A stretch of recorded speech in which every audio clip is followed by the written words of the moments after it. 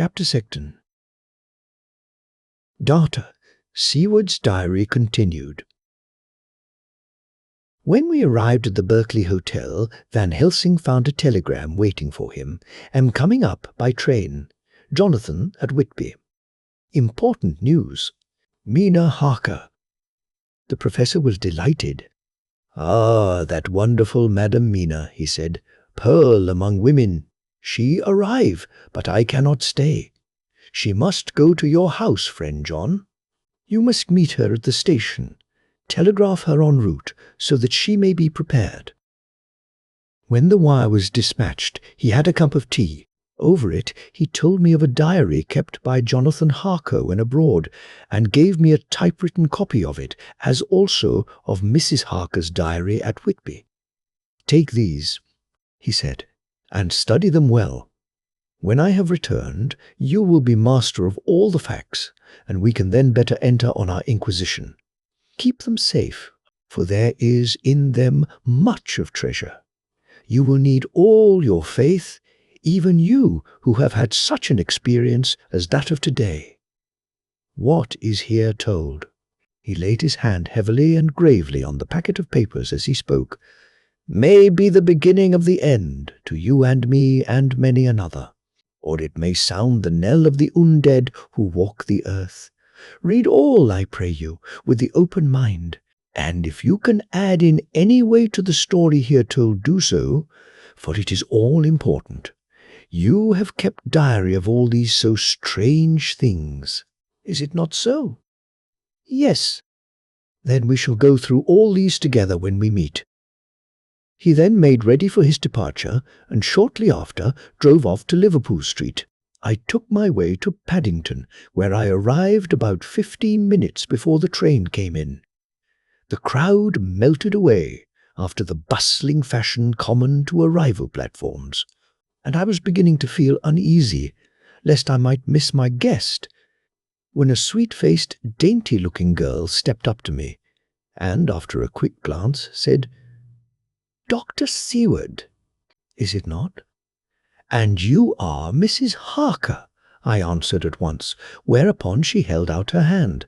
"I knew you from the description of poor dear Lucy, but—" She stopped suddenly, and a quick blush overspread her face. The blush that rose to my own cheeks somehow set us both at ease, for it was a tacit answer to her own. I got her luggage, which included a typewriter, and we took the Underground to Fenchurch Street, after I had sent a wire to my housekeeper to have a sitting-room and bedroom prepared at once for Mrs. Harker. In due time we arrived. She knew, of course, that the place was a lunatic asylum, but I could see that she was unable to repress a shudder when we entered. She told me that, if she might, she would come presently to my study, as she had much to say. So here I am, finishing my entry in my phonograph diary whilst I await her. As yet, I have not had the chance of looking at the papers which Van Helsing left with me, though they lie open before me. I must get her interested in something, so that I may have an opportunity of reading them. She does not know how precious time is, or what a task we have in hand. I must be careful not to frighten her. Here she is, Mina Harker's journal. 29 September. After I had tidied myself, I went down to Dr. Seward's study. At the door, I paused a moment, for I thought I heard him talking with someone. As, however, he had pressed me to be quick, I knocked at the door, and on his calling out, "Come in," I entered. To my intense surprise, there was no one with him. He was quite alone, and on the table opposite him was what I knew at once from the description to be a phonograph. I had never seen one and was much interested. "I hope I did not keep you waiting," I said, "but I stayed at the door as I heard you talking and thought there was someone with you." "Oh," he replied with a smile, "I was only entering my diary." "Your diary?" I asked him in surprise. "Yes," he answered, "I keep it in this." As he spoke, he laid his hand on the phonograph. I felt quite excited over it and blurted out, Why, this beats even shorthand.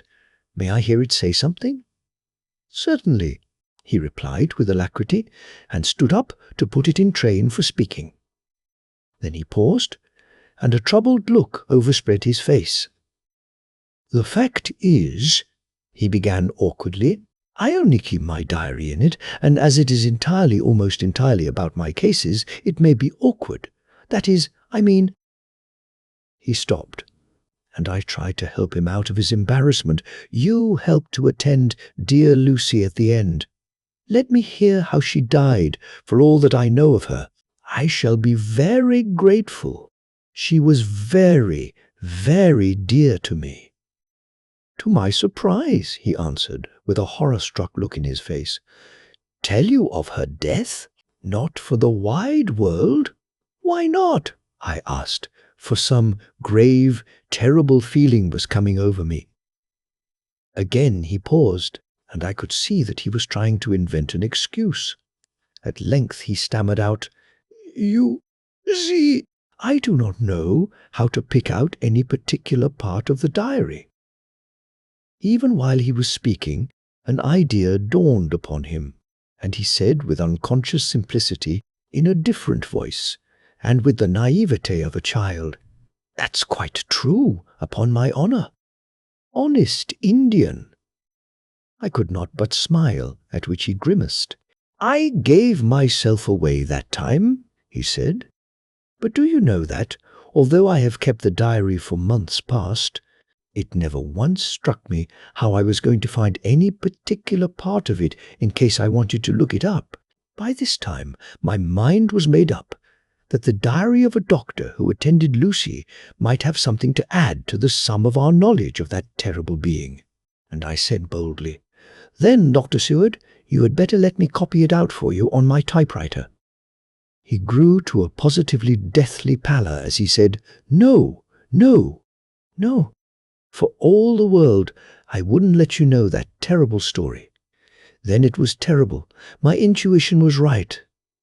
For a moment I thought, and as my eyes ranged the room, unconsciously looking for something or some opportunity to aid me, they lit on a great batch of typewriting on the table.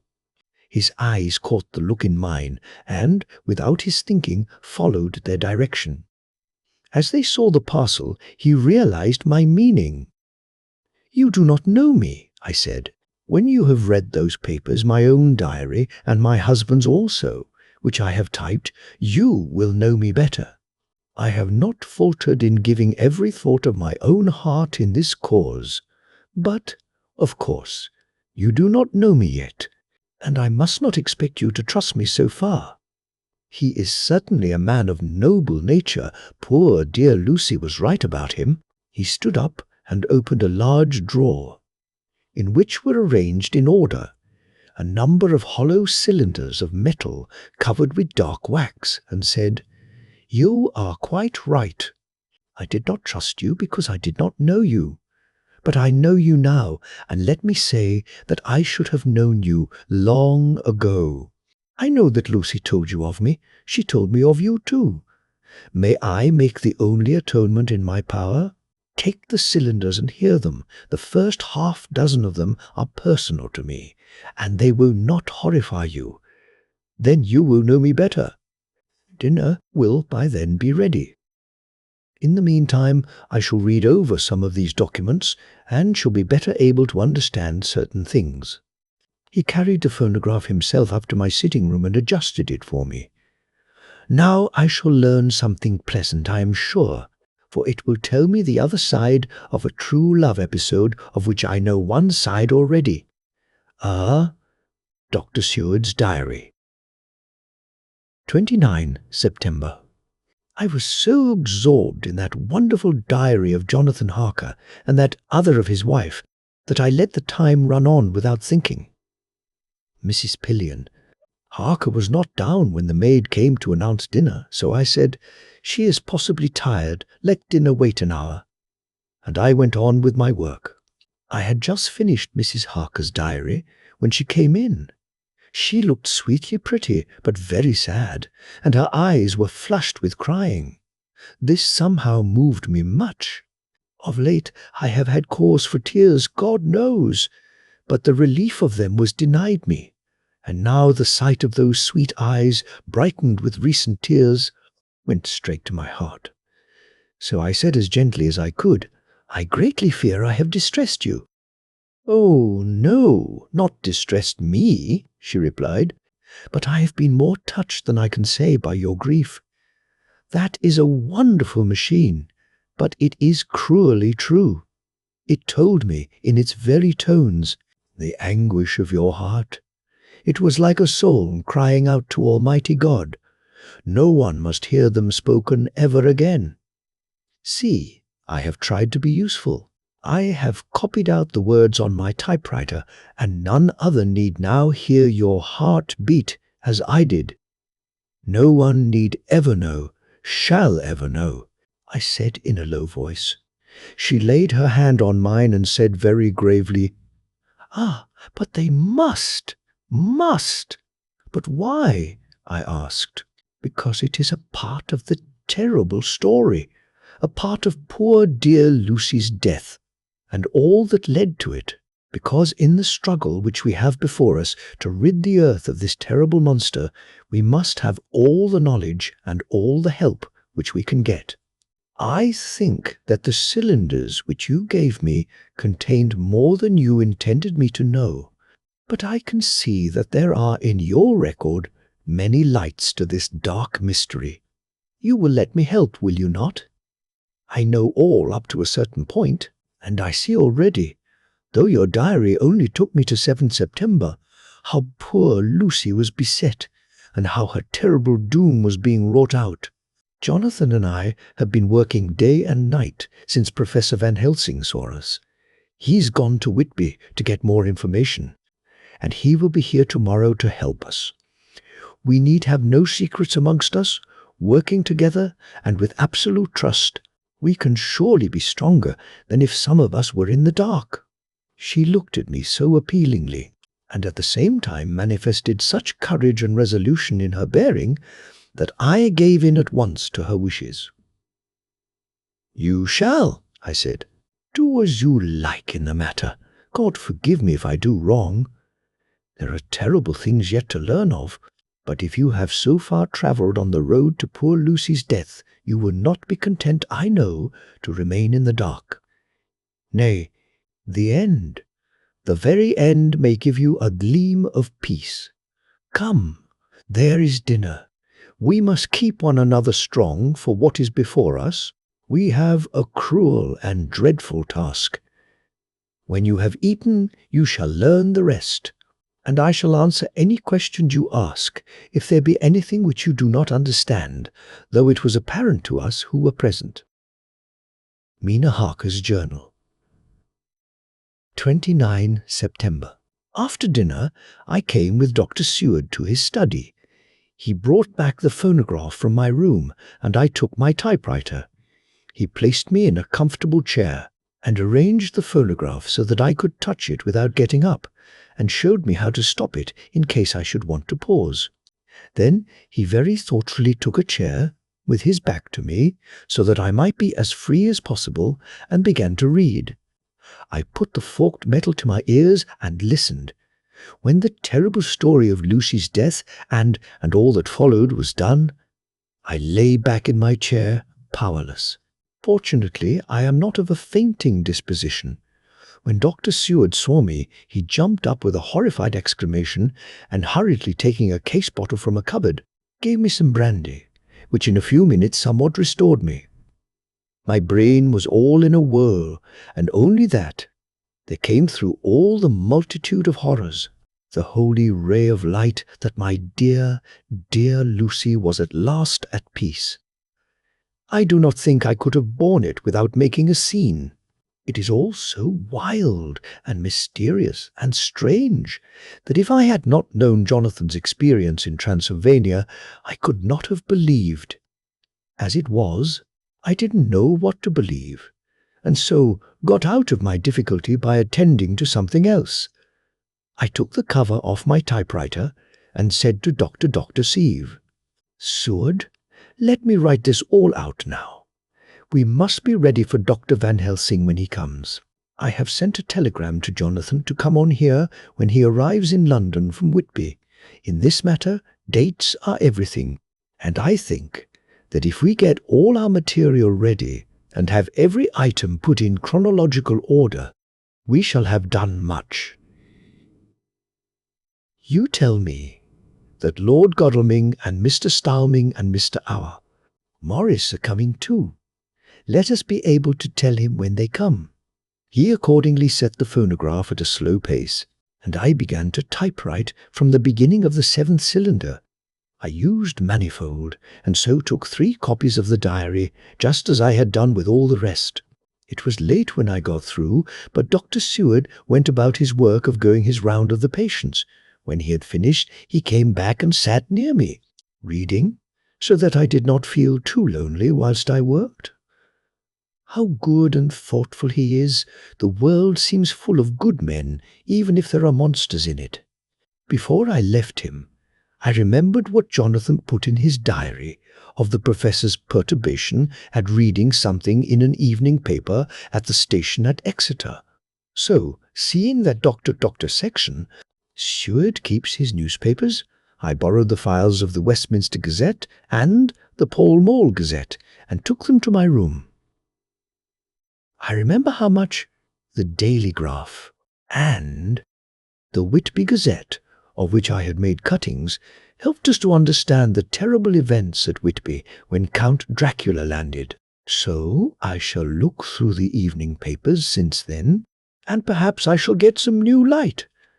I am not sleepy, and the work will help to keep me quiet. Dr. Seward's Diary. 30 September. Mr. Harker arrived at 9 o'clock. He had got his wife's wire just before starting. He is uncommonly clever, if one can judge from his face, and full of energy. If this journal be true, and judging by one's own wonderful experiences, it must be he is also a man of great nerve. That going down to the vault a second time was a remarkable piece of daring. After reading his account of it, I was prepared to meet a good specimen of manhood, but hardly the quiet, business-like gentleman who came here today. Later. After lunch, Harker and his wife went back to their own room, and as I passed a while ago, I heard the click of the typewriter. They are hard at it. Mrs. Harker says that they are knitting together in chronological order every scrap of evidence they have. Harker has got the letters between the consignee of the boxes at Whitby and the carriers in London who took charge of them. He is now reading his wife's typescript of my diary. I wonder what they make out of it. Here it is. Strange that it never struck me that the very next house might be the Count's hiding place. Goodness knows that we had enough clues from the conduct of the patient, Renfield. The bundle of letters relating to the purchase of the house were with the typescript. Oh, if we had only had them earlier, we might have saved poor Lucy. Stop. That way, madness lies. Harker has gone back and is again collating his material. He says that by dinner time they will be able to show a whole, connected narrative. He thinks that in the meantime I should see Renfield, as hitherto he has been a sort of index to the coming and going of the Count. I hardly see this yet, but when I get at the dates I suppose I shall. What a good thing that Mrs. Harker put my cylinders into type. We never could have found the dates otherwise. I found Renfield sitting placidly in his room with his hands folded, smiling benignly. At the moment he seemed as sane as anyone I ever saw. I sat down and talked with him on a lot of subjects, all of which he treated naturally. He then, of his own accord, spoke of going home, a subject he has never mentioned to my knowledge during his sojourn here.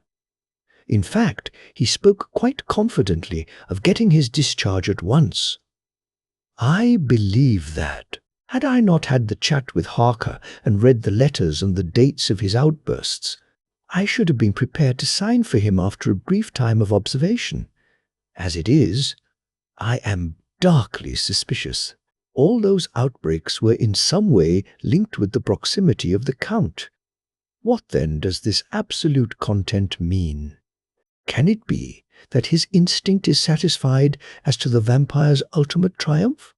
Stay, he is himself zoophagus, and in his wild ravings outside the chapel door of the deserted house he always spoke of master. This all seems confirmation of our idea. However, after a while I came away. My friend is just a little too sane at present to make it safe to probe him too deep with questions. He might begin to think, and then, so, I came away. I mistrust these quiet moods of his, so I have given the attendant a hint to look closely after him, and to have a strait waistcoat ready in case of need. Jonathan Harker's Journal. 29. September. In train to London. When I received Mr. Straightwister Billington's courteous message that he would give me any information in his power, I thought it best to go down to Whitby and make, on the spot, such inquiries as I wanted. It was now my object to trace that horrid cargo of the Count's to its place in London.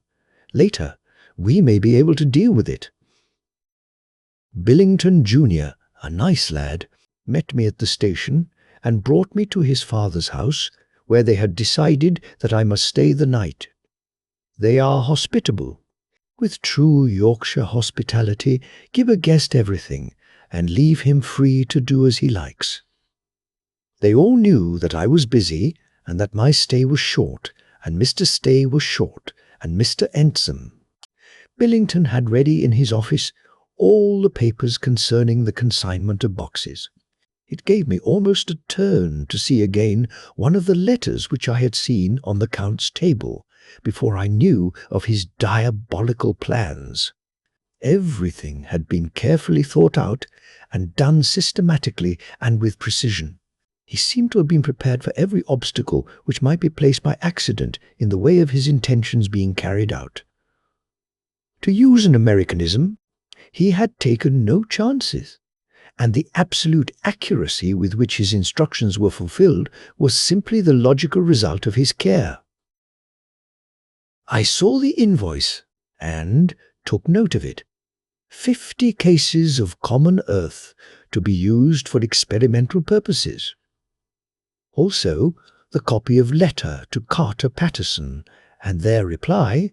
Of both of these I got copies. This was all the information Mr. Billington could give me, so I went down to the port and saw the coastguards, the customs officers, and the harbour master. They had all something to say of the strange entry of the ship, which is already taking its place in local tradition, but no one could add to the simple description. 50 cases of common earth. I then saw the station master, who kindly put me in communication with the men who had actually received the boxes. Their tally was exact with the list, and they had nothing to add except that the boxes were main and mortal heavy, and that shifting them was dry work. One of them added that it was hard lines, that there wasn't any gentleman, such like as yourself, squire, to show some sort of appreciation of their efforts in a liquid form. Another put in a rider that the thirst then generated was such that even the time which had elapsed had not completely allayed it. Needless to add, I took care before leaving to lift, for ever and adequately, this source of reproach. 30. September. The station-master was good enough to give me a line to his old companion, the station-master at King's Cross, so that when I arrived there in the morning, I was able to ask him about the arrival of the boxes. He, too, put me at once in communication with the proper officials, and I saw that their tally was correct with the original invoice. The opportunities of acquiring an abnormal thirst had been here limited. A noble use of them had, however, been made, and again I was compelled to deal with the result in an ex post facto manner. From thence I went on to Carter Patterson's central office, where I met with the utmost courtesy. They looked up the transaction in their daybook and letterbook and at once telephoned to their King's Cross office for more details. By good fortune, the men who did the teaming were waiting for work, and the official at once sent them over, sending also by one of them the way bill and all the papers connected with the delivery of the boxes at Carfax. Here again I found the tally agreeing exactly. The carrier's men were able to supplement the paucity of the written words with a few details. These were, I shortly found, connected almost solely with the dusty nature of the job and of the consequent thirst engendered in the operators. On my affording an opportunity, through the medium of the currency of the realm, of the allaying, at a later period, this beneficial evil, one of the men remarked, "That 'ere house, governor, is the rummiest I ever was in. Blime! But it ain't been touched since 100 years. There was dust that thick in the place that you might have slept on it without hurtin' of your bones, and the place was that neglected that you might have smelled old Jerusalem in it. But the old chapel that took the sickie, that did. Me and my mate, we thought we wouldn't never get out quick enough. Lor, I wouldn't take less nor a quid a moment to stay there arter dark." Having been in the house, I could well believe him, but if he knew what I know, he would, I think, have raised his terms. Of one thing I am now satisfied, that all the boxes which arrived at Whitby from Varna in the Demeter were safely deposited in the old chapel at Carfax. There should be 50 of them there, unless any have since been removed, as from Dr. Seward's diary, I fear. I shall try to see the carter who took away the boxes from Carfax when Renfield attacked them. By following up this clue, we may learn a good deal. Later, Mina and I have worked all day, and we have put all the papers into order. Mina Harker's journal. 30 September. I am so glad that I hardly know how to contain myself. It is, I suppose, the reaction from the haunting fear which I have had, that this terrible affair and the reopening of his old wound might act detrimentally on Jonathan. I saw him leave for Whitby with as brave a face as I could, but I was sick with apprehension. The effort has, however, done him good. He was never so resolute, never so strong, never so full of volcanic energy as at present. It is just as that dear good Professor Van Helsing said, he is true grit, and he improves under strain that would kill a weaker nature. He came back full of life and hope and determination. We have got everything in order for tonight. I feel myself quite wild with excitement. I suppose one ought to pity anything so hunted as is the Count. That is just it. This thing is not human, not even beast. To read Dr. Seward's account of poor Lucy's death and what followed is enough to dry up the springs of pity in one's heart. Later. Lord Godalming and Mr. Morris arrived earlier than we expected. Dr. Seward was out on business, and had taken Jonathan with him, so I had to see them. It was to me a painful meeting, for it brought back all poor dear Lucy's hopes of only a few months ago. Of course they had heard Lucy speak of me, and it seemed that Dr. Van Helsing, too, has been quite blowing my trumpet, as Mr. Morris expressed it. Poor fellows, neither of them is aware that I know all about the proposals they made to Lucy. They did not quite know what to say or do, as they were ignorant of the amount of my knowledge, so they had to keep on neutral subjects.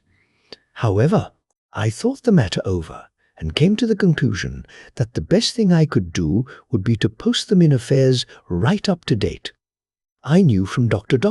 Seward's diary that they had been at Lucy's death, her real death, and that I need not fear to betray any secret before the time. So I told them, as well as I could, that I had read all the papers and diaries, and that my husband and I, having typewritten them, had just finished putting them in order. I gave them each a copy to read in the library. When Lord Godalming got his and turned it over, "It does make a pretty good pile," he said. "Did you write all this, Mrs. Harker?"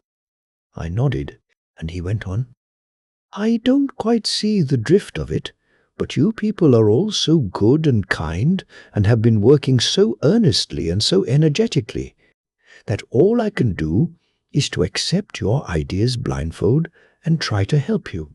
I have had one lesson already in accepting facts that should make a man humble to the last hour of his life.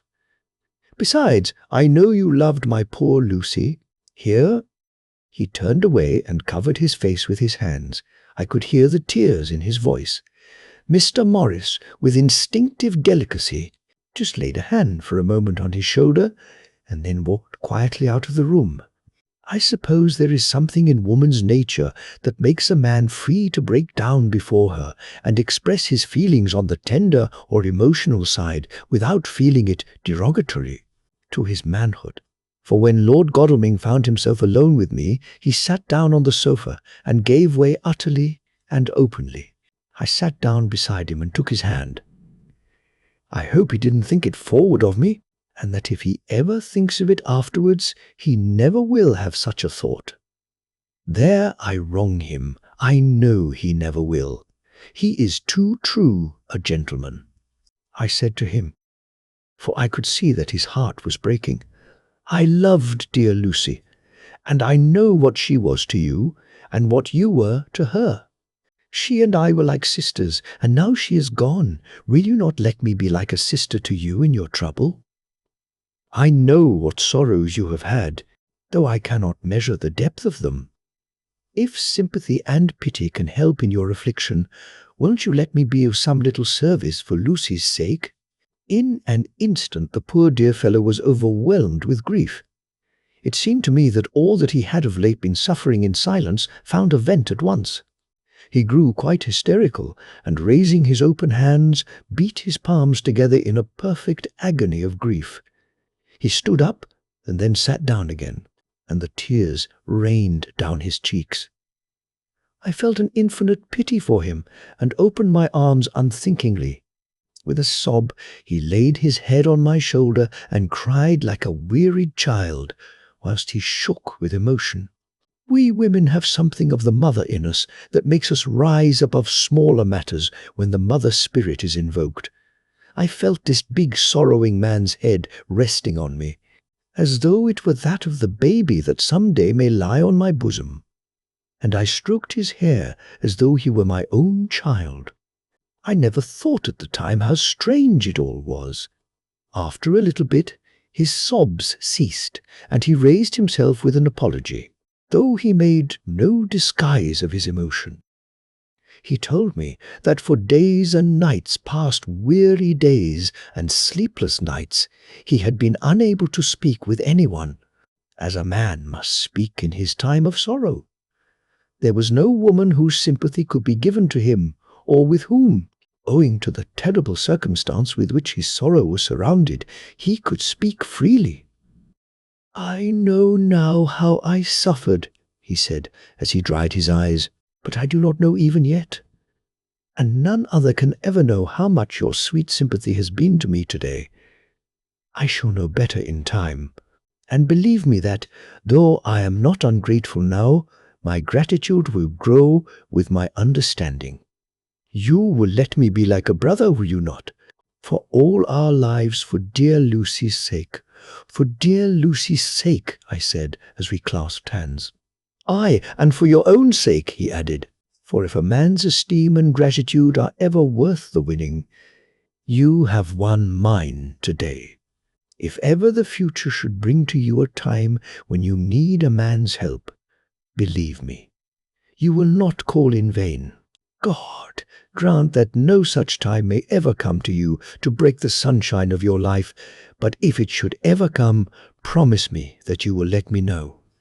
He was so earnest, and his sorrow was so fresh, that I felt it would comfort him, so I said, "I promise." As I came along the corridor, I saw Mr.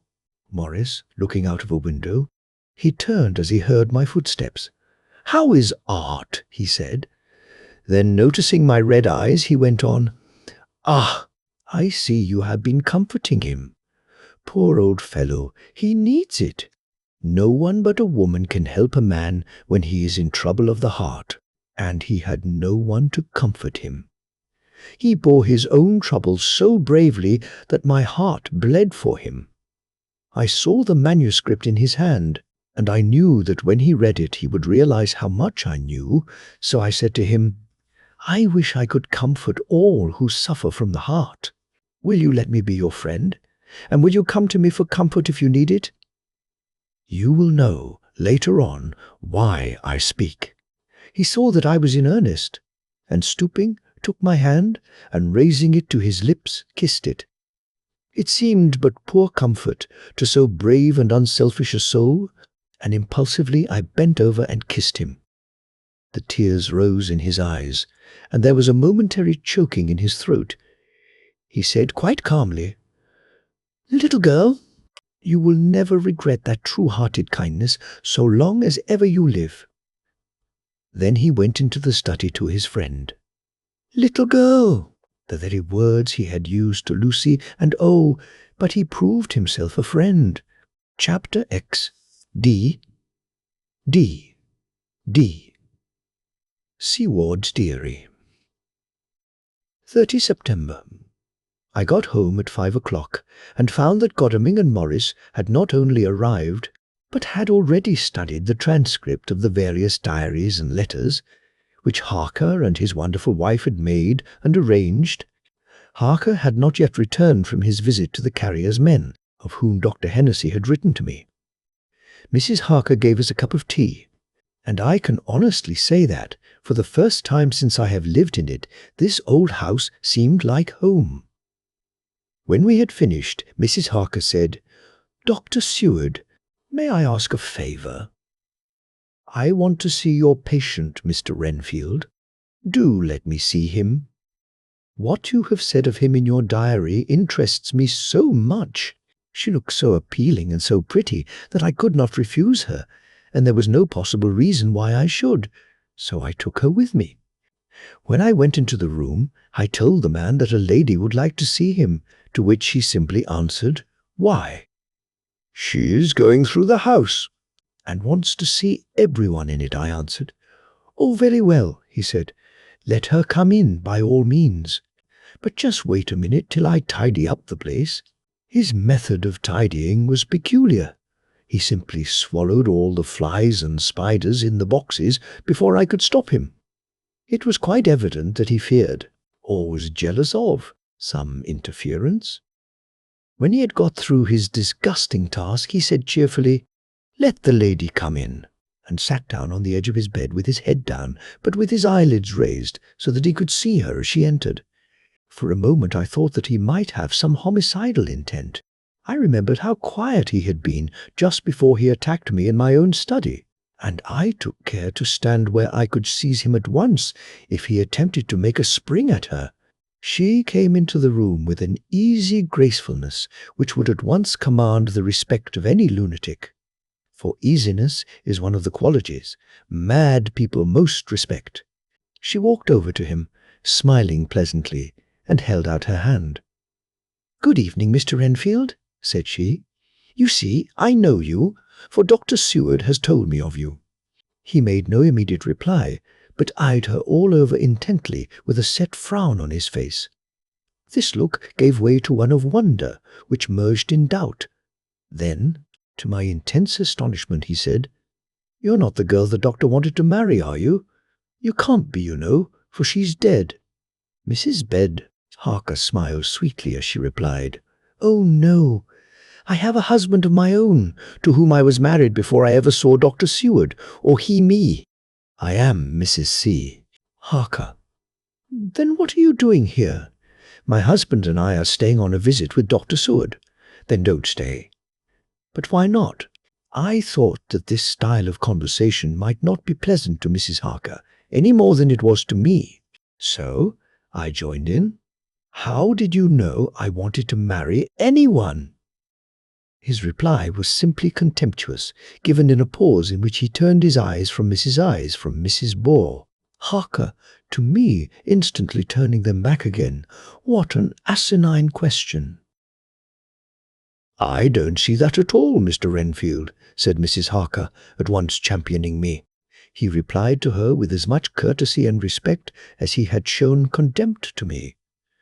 "You will, of course, understand, Mrs. Harker, that when a man is so loved and honored as our host is, everything regarding him is of interest in our little community. Doctor to community. Seward is loved, not only by his household and his friends, but even by his patients, who, being some of them hardly in mental equilibrium, are apt to distort causes and effects. Since I myself have been an inmate of a lunatic asylum, I cannot but notice that the sophistic tendencies of some of its inmates lean towards the errors of non causa and ignoratio elenchi. I positively opened my eyes at this new development. Here was my own pet lunatic, the most pronounced of his type that I had ever met, with talking elemental philosophy, and with the manner of a polished gentleman. I wonder if it was Mrs. Harker's presence which had touched some chord in his memory. If this new phase was spontaneous, or in any way due to her unconscious influence, she must have some rare gift or power. We continued to talk for some time, and, seeing that he was seemingly quite reasonable, she ventured, looking at me questioningly as she began, to lead him to his favourite topic. I was again astonished, for he addressed himself to the question with the impartiality of the completest sanity. He even took himself as an example when he mentioned certain things. Why, I myself am an instance of a man who had a strange belief. Indeed, it was no wonder that my friends were alarmed, and insisted on my being put under control. I used to fancy that life was a positive and perpetual entity, and that by consuming a multitude of live things, no matter how low in the scale of creation, one might indefinitely prolong life. At times I held the belief so strongly that I actually tried to take human life. The doctor here will bear me out that on one occasion I tried to kill him for the purpose of strengthening my vital powers by the assimilation with my own body of his life through the medium of his blood, relying, of course, upon the scriptural phrase, "For the blood is the life," though, indeed, the vendor of a certain nostrum has vulgarized the truism to the very point of contempt. Isn't that true, Doctor? I nodded assent, for I was so amazed that I hardly knew what to either think or say. It was hard to imagine that I had seen him eat up his spiders and flies not 5 minutes before. Looking at my watch, I saw that I should go to the station to meet Van Helsing, so I told Mrs. Harker that it was time to leave. She came at once, after saying pleasantly to Mr. Renfield, "Goodbye, and I hope I may see you often, under auspices pleasanter to yourself," to which, to my astonishment, he replied, "Goodbye, my dear. I pray God I may never see your sweet face again.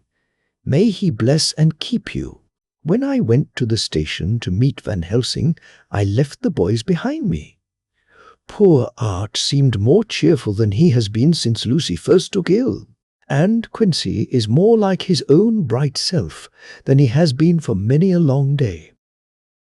Van Helsing stepped from the carriage with the eager nimbleness of a boy. He saw me at once, and rushed up to me, saying, "Ah, friend John, how goes all? Well?" "So, I have been busy, for I come here to stay if need be. All affairs are settled with me, and I have much to tell. Madam Mina is with you?" "Yes." "And her so fine husband?" "And Arthur and my friend Quincy. They are with you too?" "Good." As I drove to the house, I told him of what had passed, and of how my own diary had come to be of some use through Mrs. Harker's suggestion, at which the Professor interrupted me. "Ah, that wonderful Madam Mina! She has man's brain. a brain that a man should have were he much gifted, and a woman's heart. The good God fashioned her for a purpose, believe me, when he made that so good combination. Friend John, up to now fortune has made that woman of help to us. After tonight she must not have to do with this so terrible affair. It is not good that she run a risk so great. We men are determined, nay, are we not pledged to destroy this monster, but it is no part for a woman. Even if she be not harmed, her heart may fail her in so much and so many horrors, and hereafter she may suffer both in waking from her nerves and in sleep from her dreams. And besides, she is young woman and not so long married. There may be other things to think of sometime, if not now. You tell me she has wrote all. Then she must consult with us, but tomorrow she say good-bye to this work, and we go alone. I agreed heartily with him, and then I told him what we had found in his absence, that the house which Dracula had bought was the very next one to my own. He was amazed, and a great concern seemed to come on him. Oh, that we had known it before, he said, for then we might have reached him in time to save poor Lucy. However, the milk that is spilt cries not out afterwards, as you say. We shall not think of that, but go on our way to the end. Then he fell into a silence that lasted till we entered my own gateway. Before we went to prepare for dinner, he said to Mrs. Harker, "I am told, Madam Mina, by my friend John, that you and your husband have put up in exact order all things that have been up to this moment."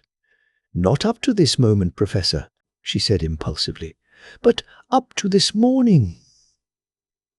"But why not up to now? We have seen hitherto how good light all the little things have made. We have told our secrets, and yet no one who has told is the worse for it." Mrs. Harker began to blush, and taking a paper from her pockets, she said, "Dr. Van Helsing, will you read this and tell me if it must go in? It is my record of today.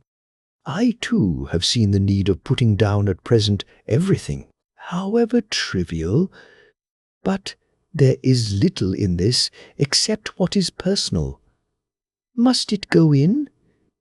The professor read it over gravely and handed it back, saying, "It need not go in if you do not wish it, but I pray that it may. It can but make your husband love you the more, and all us, your friends, more honour you, as well as more esteem and love." She took it back with another blush and a bright smile. "And so now, up to this very hour, all the records we have are complete and in order." The professor took away one copy to study after dinner, and before our meeting, which is fixed for 9 o'clock, the rest of us have already read everything, so when we meet in the study we shall all be informed as to facts, and can arrange our plan of battle with this terrible and mysterious enemy. Mina Harker's Journal. 30 September. When we met in Dr. Seward's study 2 hours after dinner, which had been at 6 o'clock, we unconsciously formed a sort of board or committee. Professor Van Helsing took the head of the table, to which Dr. Torbell. Seward motioned him as he came into the room. He made me sit next to him on his right and asked me to act as secretary. Jonathan sat next to me. Opposite us were Lord Godalming, Dr. Seward, and Mr. Morris, Lord Godalming being next the professor and Dr. Seward in the centre. The professor said, "I may, I suppose, take it that we are all acquainted with the facts that are in these papers." We all expressed assent, and he went on, "Then it were, I think, good that I tell you something of the kind of enemy with which we have to deal. I shall then make known to you something of the history of this man which has been ascertained for me. So we then can discuss how we shall act, and can take our measure according. There are such beings as vampires. Some of us have evidence that they exist. Even had we not the proof of our own unhappy experience, the teachings and the records of the past give proof enough for sane peoples. I admit that at the first I was skeptic. Were it not that through long years I have trained myself to keep an open mind, I could not believe until such time as that fact thunder on my ear. See, see, I prove, I prove. Alas, had I known at the first what now I know, nay, had I even guessed at him, one so precious life had been spared to many of us who did love her. But that is gone, and we must so work that other poor souls perish not, whilst we can save. The Nosferatu do not die like the bee when he sting once. He is only stronger, and being stronger, have yet more power to work evil. This vampire which is amongst us is of himself so strong in person as 20 men. He is of cunning more than mortal. For his cunning be the growth of ages, he hath still the aids of necromancy, which is, as his etymology imply, the divination by the dead. And all the dead that he can come nigh to are for him at command. He is brute, and more than brute, he is devil in callous, and the heart of him is not. He can, within limitations, appear at will when and where, and in any of the forms that are to him. He can, within his range, direct the elements, the storm, the fog, the thunder. He can command all the meaner things, the rat and the owl and the bat, the moth and the fox and the wolf. He can grow and become small, and he can at times vanish and come unknown. How then are we to begin our strike to destroy him? How shall we find his where? And having found it, how can we destroy? My friends, this is much. It is a terrible task that we undertake, and there may be consequence to make the brave shudder. For if we fail in this our fight, he must surely win, and then where end we? Life is nothing's, I heed him not. But to fail here is not mere life or death. It is that we become as him, that we henceforward become foul things of the night, like him, without heart or conscience, preying on the bodies and the souls of those we love best. To us forever are the gates of heaven shut, for who shall open them to us again? We go on for all time abhorred by all, a blot on the face of God's sunshine, an arrow in the side of him who died for man. But we are face to face with duty, and in such case must we shrink? For me, I say? No, but then I am old, and life, with his sunshine, his fair places, his song of birds, his music and his love, lie far behind. You others are young. Some have seen sorrow, but there are fair days yet in store. What say you? Whilst he was speaking, Jonathan had taken my hand. I feared, oh, so much, that the appalling nature of our danger was overcoming him when I saw his hand stretch out. But it was life to me to feel its touch, so strong, so self-reliant, so resolute. A brave man's hand can speak for itself. It does not even need a woman's love to hear its music. When the professor had done speaking, my husband looked in my eyes, and I in his. There was no need for speaking between us. I answer for Mina and myself, he said. Count me in, Professor, said Mr. Quincy Morris, laconically as usual. I am with you, said Lord Godalming, for Lucy's sake, if for no other reason. Dr. Seward simply nodded. The professor stood up and, after laying his golden crucifix on the table, held out his hand on either side. I took his right hand, and Lord Godalming his left. Jonathan held my right with his left, and stretched across to Mr. Morris. So, as we all took hands, our solemn compact was made. I felt my heart icy cold, but it did not even occur to me to draw back. We resumed our places, and Dr. Van Helsing went on with a sort of cheerfulness which showed that the serious work had begun. It was to be taken as gravely and in as businesslike a way as any other transaction of life. Well, you know what we have to contend against, but we too are not without strength. We have on our side power of combination, a power denied to the vampire kind. We have sources of science. We are free to act and think, and the hours of the day and the night are ours equally. In fact, so far as our powers extend, they are unfettered, and we are free to use them. We have self-devotion in a cause and an end to achieve which is not a selfish one. These things are much. Now let us see how far the general powers arrayed against us are restrict, and how the individual cannot. In fine, let us consider the limitations of the vampire in general, and of this one in particular. All we have to go upon are traditions and superstitions. These do not at the first appear much, when the matter is one of life and death, nay, of more than either life or death. Yet must we be satisfied?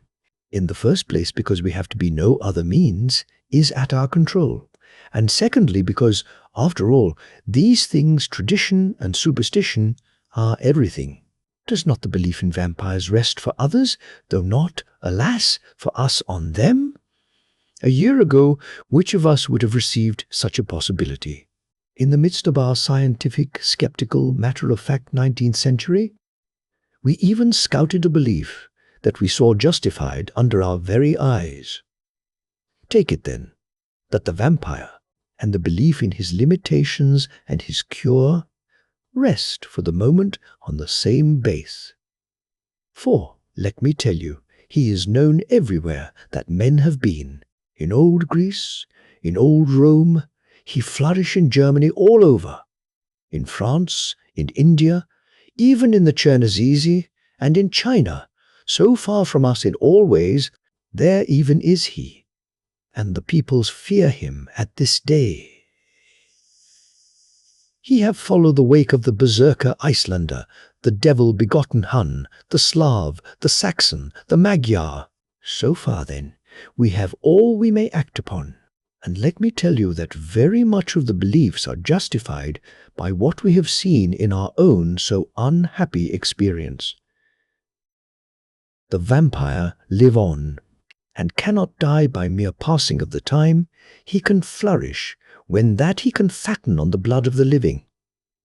Even more, we have seen amongst us that he can even grow younger, that his vital faculties grow strenuous and seem as though they refresh themselves when his special pabulum is plenty.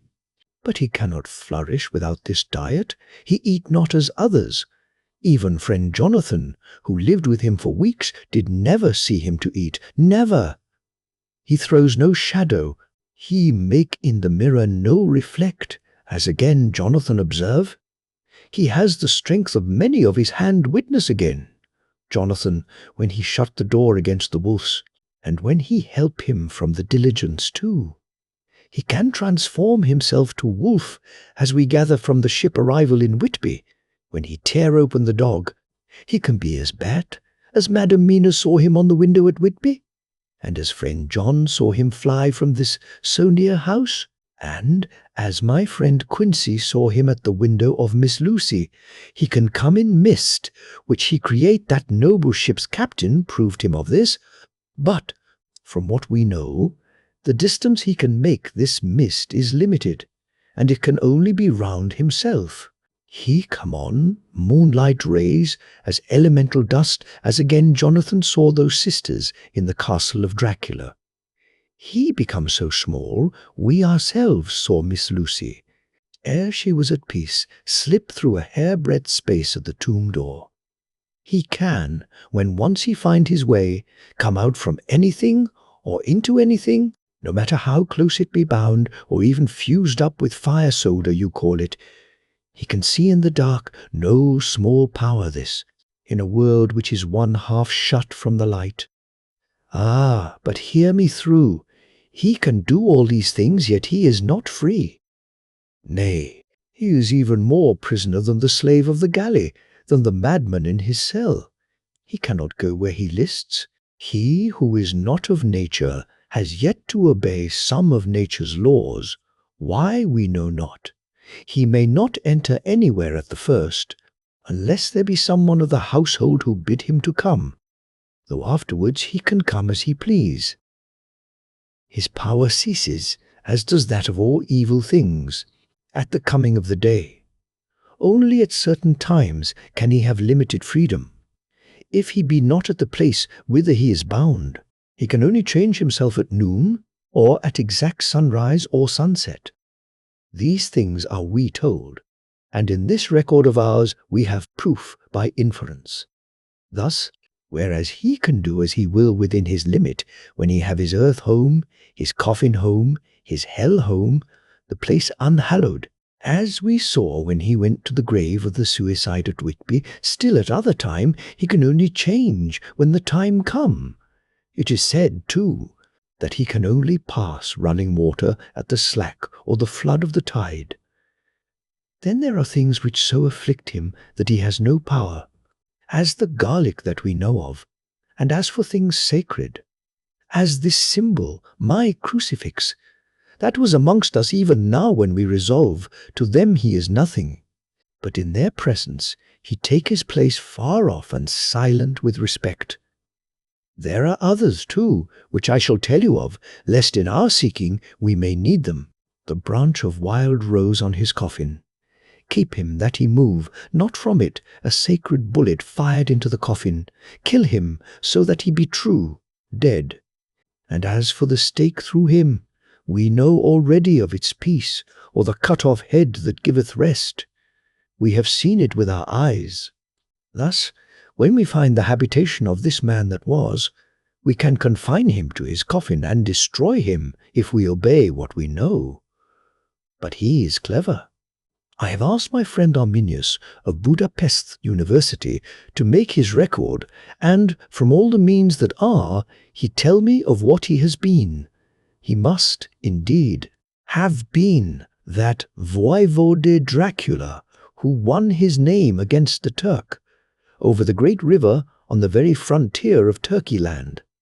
If it be so, then was he no common man, for in that time, and for centuries after, he was spoken of as the cleverest and the most cunning, as well as the bravest of the sons of the land beyond the forest. That mighty brain and that iron resolution went with him to his grave, and are even now arrayed against us. The Draculas were, says Arminius, a great and noble race, though now and again were scions who were held by their coevals to have had dealings with the evil one. They learned his secrets in the Scholomance, amongst the mountains over Lake Hermannstadt, where the devil claims the 10th scholar as his due.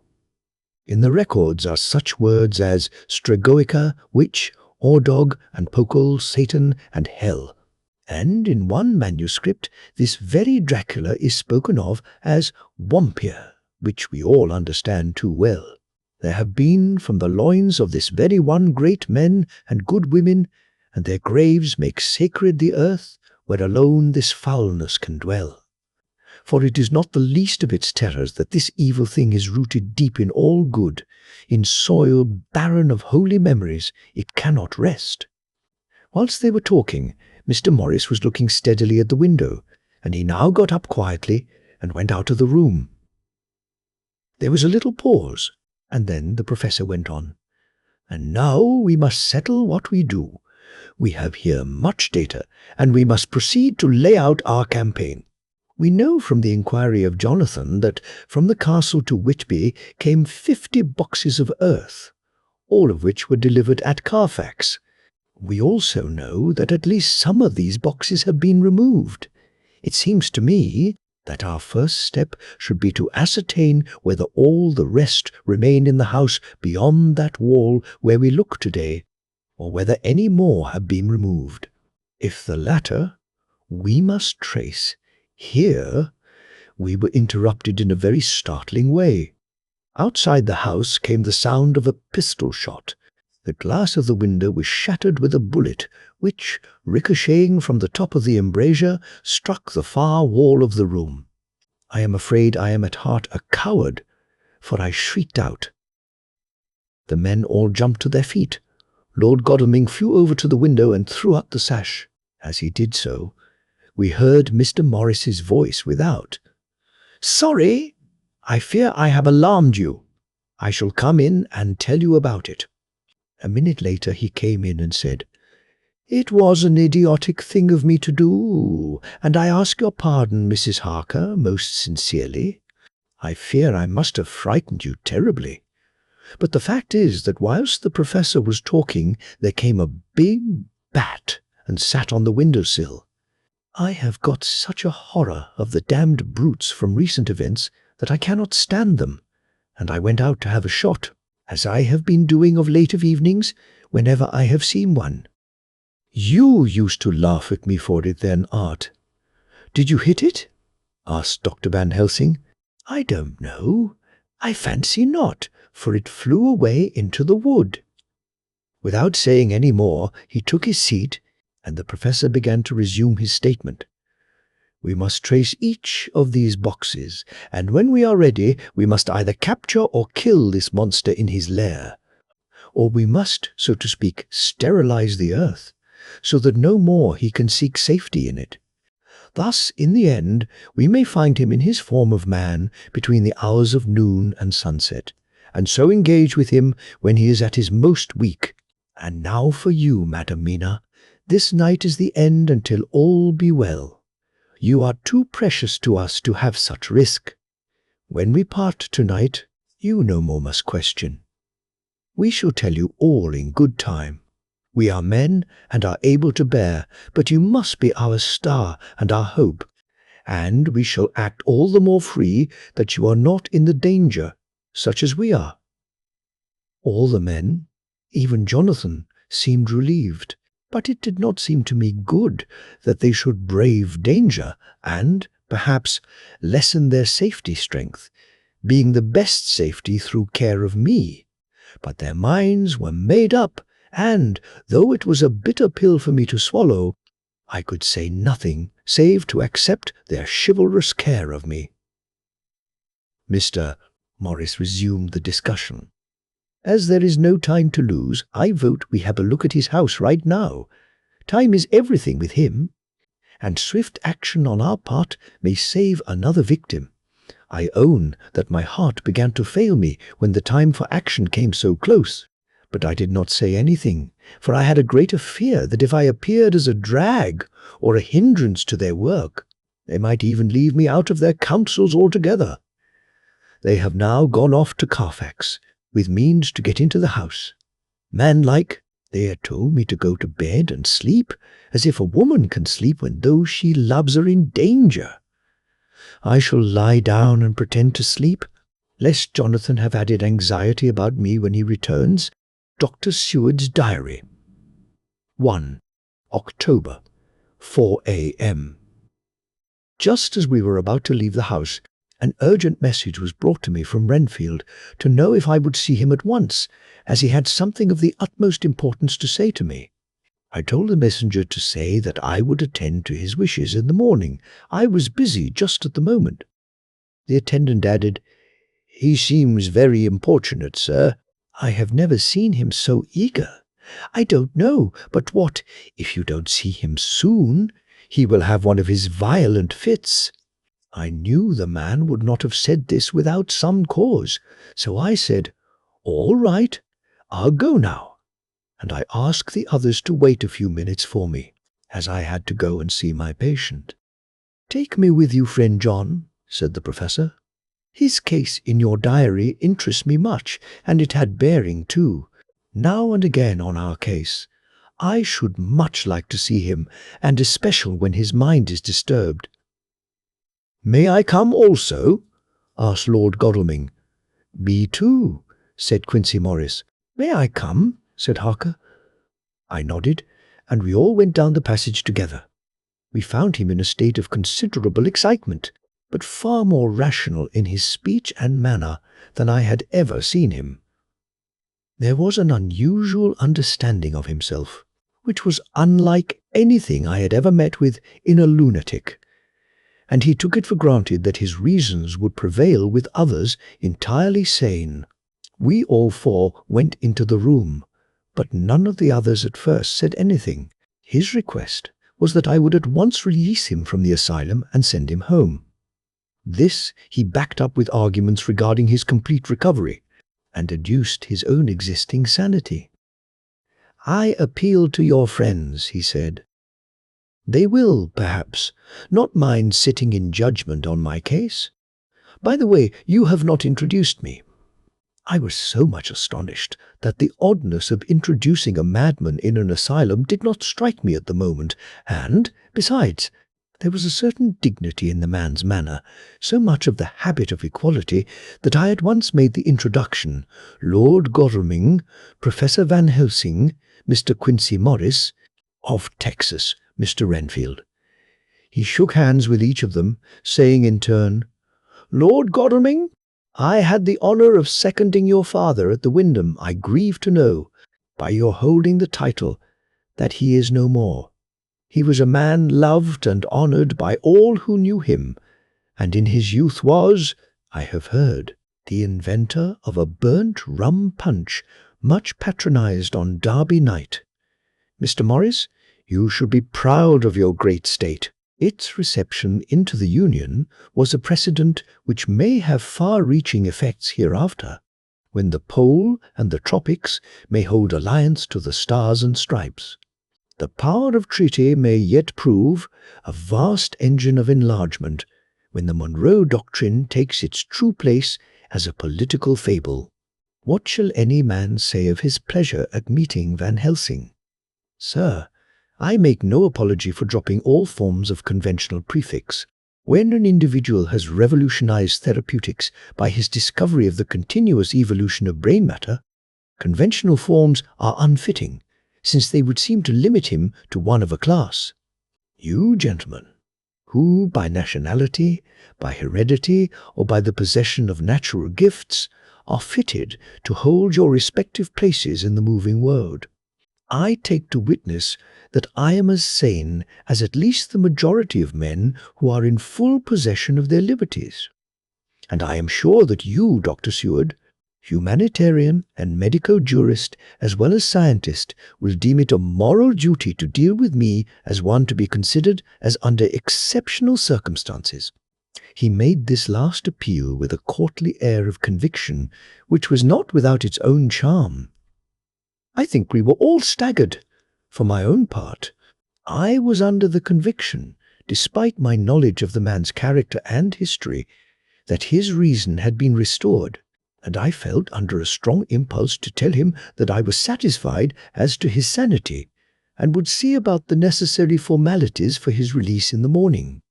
I thought it better to wait, however, before making so grave a statement, for of old I knew the sudden changes to which this particular patient was liable. So I contented myself with making a general statement that he appeared to be improving very rapidly, that I would have a longer chat with him in the morning, and would then see what I could do in the direction of meeting his wishes. This did not at all satisfy him, for he said quickly, "But I fear, Dr. Seward, that you hardly apprehend my wish. I desire to go at once here, now, this very hour, this very moment, if I may. Time presses, and, in our implied agreement with the old scytheman, it is of the essence of the contract.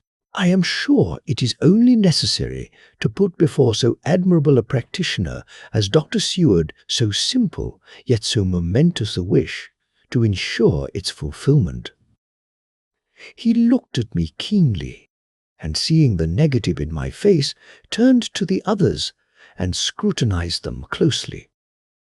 "Not meeting any sufficient response," he went on, "is it possible that I have erred in my supposition?"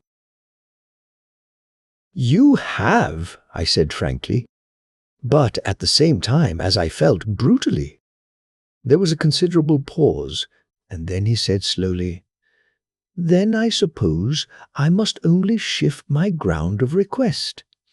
Let me ask for this concession boon, privilege, what you will.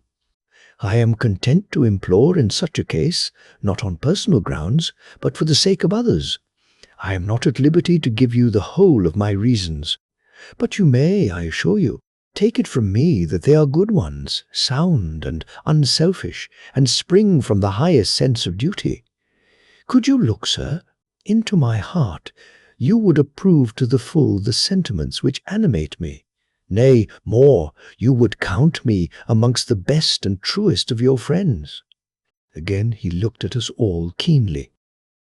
I had a growing conviction that this sudden change of his entire intellectual method was but yet another form or phase of his madness, and so determined to let him go on a little longer, knowing from experience that he would, like all lunatics, give himself away in the end.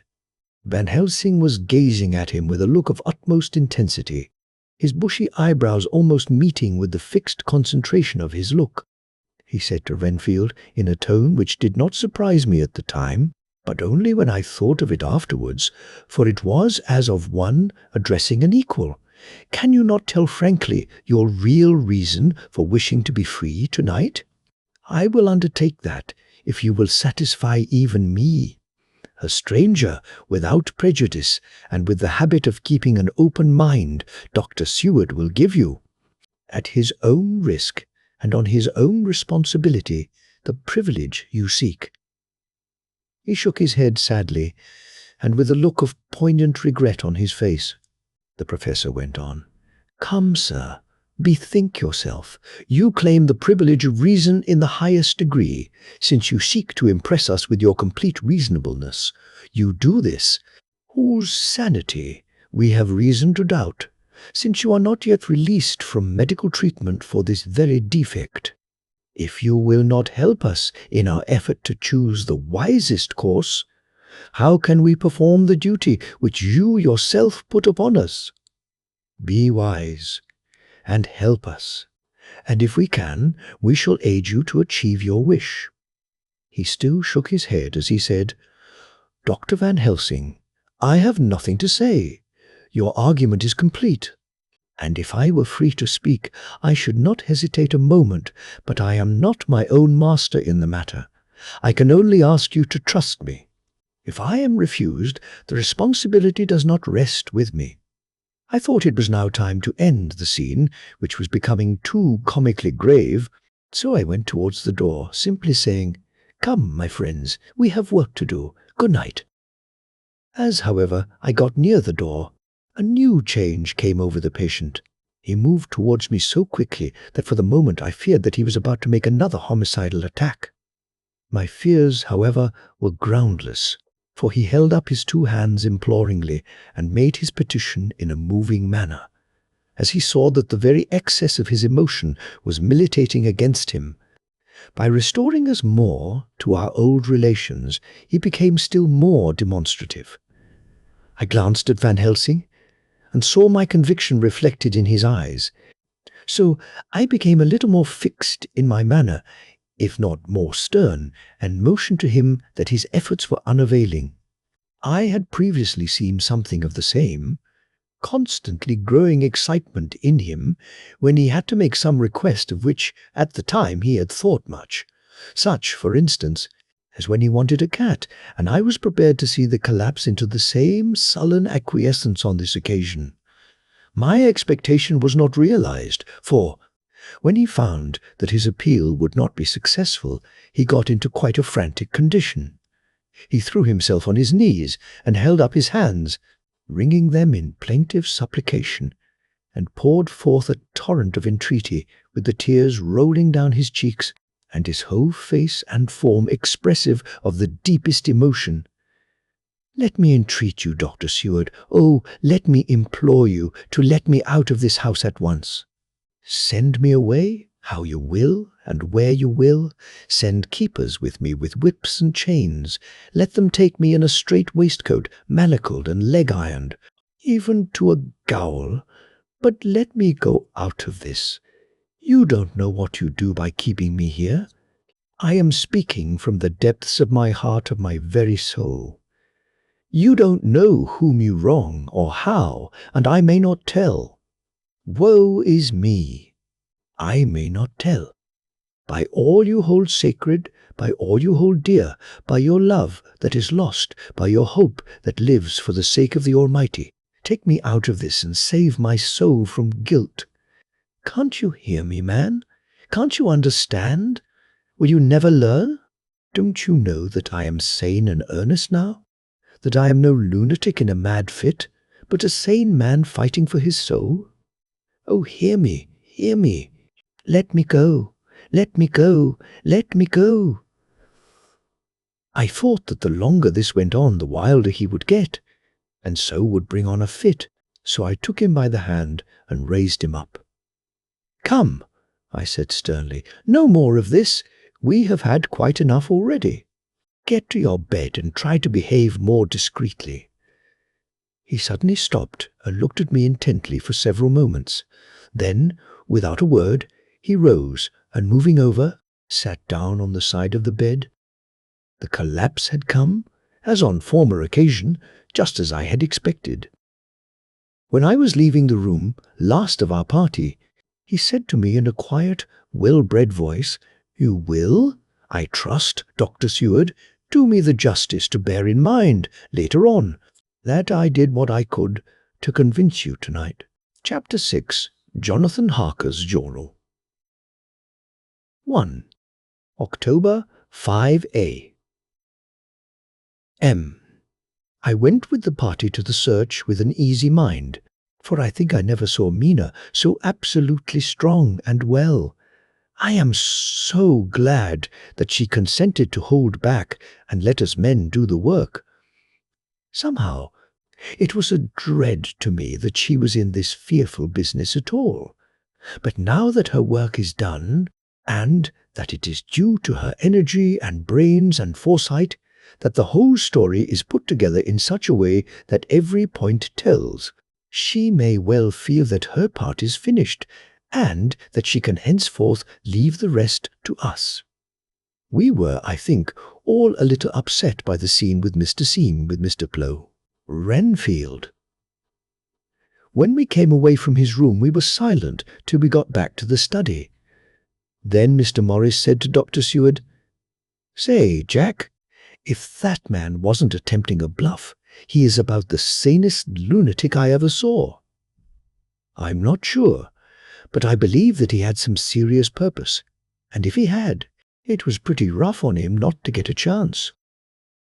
Lord Godalming and I were silent, but Dr. Van Helsing added, "Friend John, you know more of lunatics than I do, and I'm glad of it, for I fear that if it had been to me to decide, I would, before that last hysterical outburst, have given him free. But we live and learn, and in our present task we must take no chance, as my friend Quincy would say.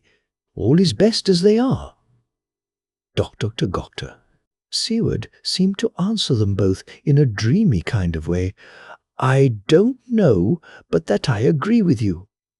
If that man had been an ordinary lunatic, I would have taken my chance of trusting him. But he seems so mixed up with the Count in an indexy kind of way that I am afraid of doing anything wrong by helping his fads. I can't forget how he prayed with almost equal fervour for a cat, and then tried to tear my throat out with his teeth. Besides, he called the Count Lord and Master, and he may want to get out to help him in some diabolical way. That horrid thing has the wolves and the rats and his own kind to help him, so I suppose he isn't above trying to use a respectable lunatic. He certainly did seem earnest, though. I only hope we have done what is best. These things, in conjunction with the wild work we have in hand, help to unnerve a man." The professor stepped over, and laying his hand on his shoulder, said in his grave, kindly way, "Friend John, have no fear. We are trying to do our duty in a very sad and terrible case. We can only do as we deem best. What else have we to hope for, except the pity of the good God?" Lord Godalming had slipped away for a few minutes, but now he returned. He held up a little silver whistle, as he remarked, That old place may be full of rats, and if so, I've got an antidote on call. Having passed the wall, we took our way to the house, taking care to keep in the shadows of the trees on the lawn when the moonlight shone out. When we got to the porch, the professor opened his bag and took out a lot of things, which he laid on the step, sorting them into 4 little groups, evidently one for each. Then he spoke. "My friends, we are going into a terrible danger, and we need arms of many kinds. Our enemy is not merely spiritual. Remember that he has the strength of 20 men, and that, though our necks or our windpipes are of the common kind, and therefore breakable or crushable, his are not amenable to mere strength. A stronger man, or a body of men more strong in all than him, can at certain times hold him, but they cannot hurt him, as we can be hurt by him. We must, therefore, guard ourselves from his touch. Keep this near your heart." As he spoke, he lifted a little silver crucifix and held it out to me. I, being nearest to him, "Put these flowers round your neck. Here." He handed to me a wreath of withered garlic blossoms. For other enemies more mundane, this revolver and this knife, and for aid in all, these so small electric lamps, which you can fasten to your breast. And for all, and above all, at the last, this, which we must not desecrate, needless. This was a portion of sacred wafer, which he put in an envelope and handed to me. Each of the others was similarly equipped. "Now," he said, "Friend John, where are the skeleton keys? If so that we can open the door, we need not break house by the window, as before at Miss Lucy's." Doctor. Seward tried 1 or 2 skeleton keys, his mechanical dexterity as a surgeon standing him in good stead. Presently he got one to suit. After a little play back and forward, the bolt yielded and, with a rusty clang, shot back. We pressed on the door, the rusty hinges creaked, and it slowly opened. It was startlingly like the image conveyed to me in Dr. Seward's diary of the opening of Miss Westenra's tomb. I fancy that the same idea seemed to strike the others, for with one accord they shrank back. The professor was the first to move forward and stepped into the open door. "In manus tuas, Domine," he said, crossing himself as he passed over the threshold.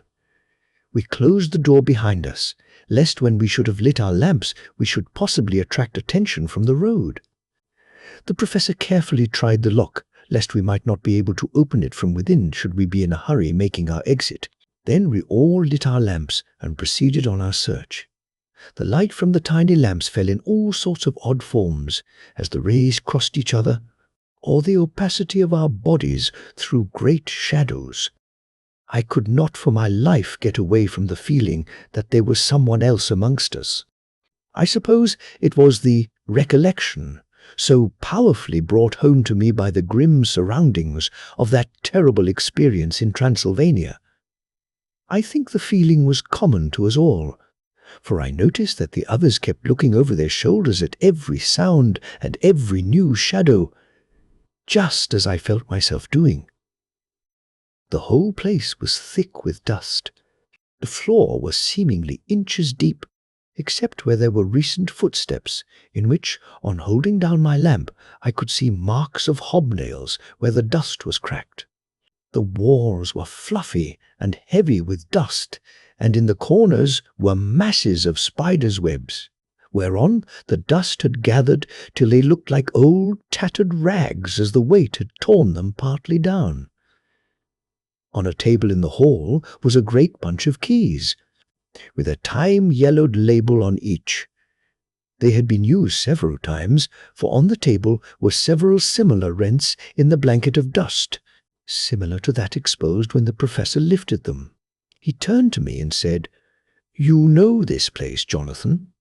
You have copied maps of it, and you know it at least more than we do. Which is the way to the chapel?" I had an idea of its direction, though on my former visit I had not been able to get admission to it, so I led the way, and after a few wrong turnings found myself opposite a low, arched oaken door ribbed with iron bands.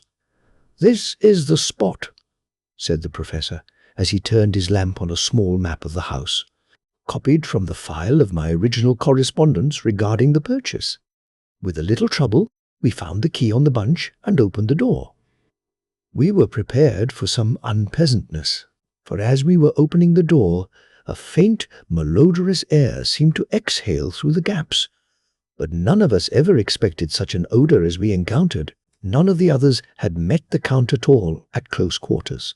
And when I had seen him, he was either in the fasting stage of his existence in his rooms, or when he was gloated with fresh blood in a ruined building open to the air. But here the place was small and close, and the long disuse had made the air stagnant and foul. There was an earthy smell, as of some dry miasma which came through the fouler air. But as to the odour itself, how shall I describe it? It was not alone that it was composed of all the ills of mortality, and with the pungent, acrid smell of blood, but it seemed as though corruption had become itself corrupt. Oh, it sickens me to think of it. Every breath exhaled by that monster seemed to have clung to the place and intensified its loathsomeness. Under ordinary circumstances, such a stench would have brought our enterprise to an end. But this was no ordinary case, and the high and terrible purpose in which we were involved gave us a strength which rose above merely physical considerations. After the involuntary shrinking consequent on the first nauseous whiff, we, one and all, set about our work as though that loathsome place were a garden of roses. We made an accurate examination of the place, the professor saying as we began, "The first thing is to see how many of the boxes are left. We must then examine every hole and corner and cranny and see if we cannot get some clue as to what has become of the rest." A glance was sufficient to show how many remained, for the great earth chests were bulky, and there was no mistaking them. There were only 29 left out of the 50. Once I got a fright, for, seeing Lord Godalming suddenly turn and look out of the vaulted door into the dark passage beyond, I looked too, and for an instant my heart stood still. Somewhere, looking out from the shadow, I seemed to see the high lights of the Count's evil face, the ridge of the nose, the red eyes, the red lips, the awful pallor. It was only for a moment, for, as Lord Godalming said, "I thought I saw a face, but it was only the shadows," and resumed his inquiry. I turned my lamp in the direction and stepped into the passage. There was no sign of anyone, and as there were no corners, no doors, no aperture of any kind, but only the solid walls of the passage, there could be no hiding place even for him. I took it that fear had helped imagination, and said nothing.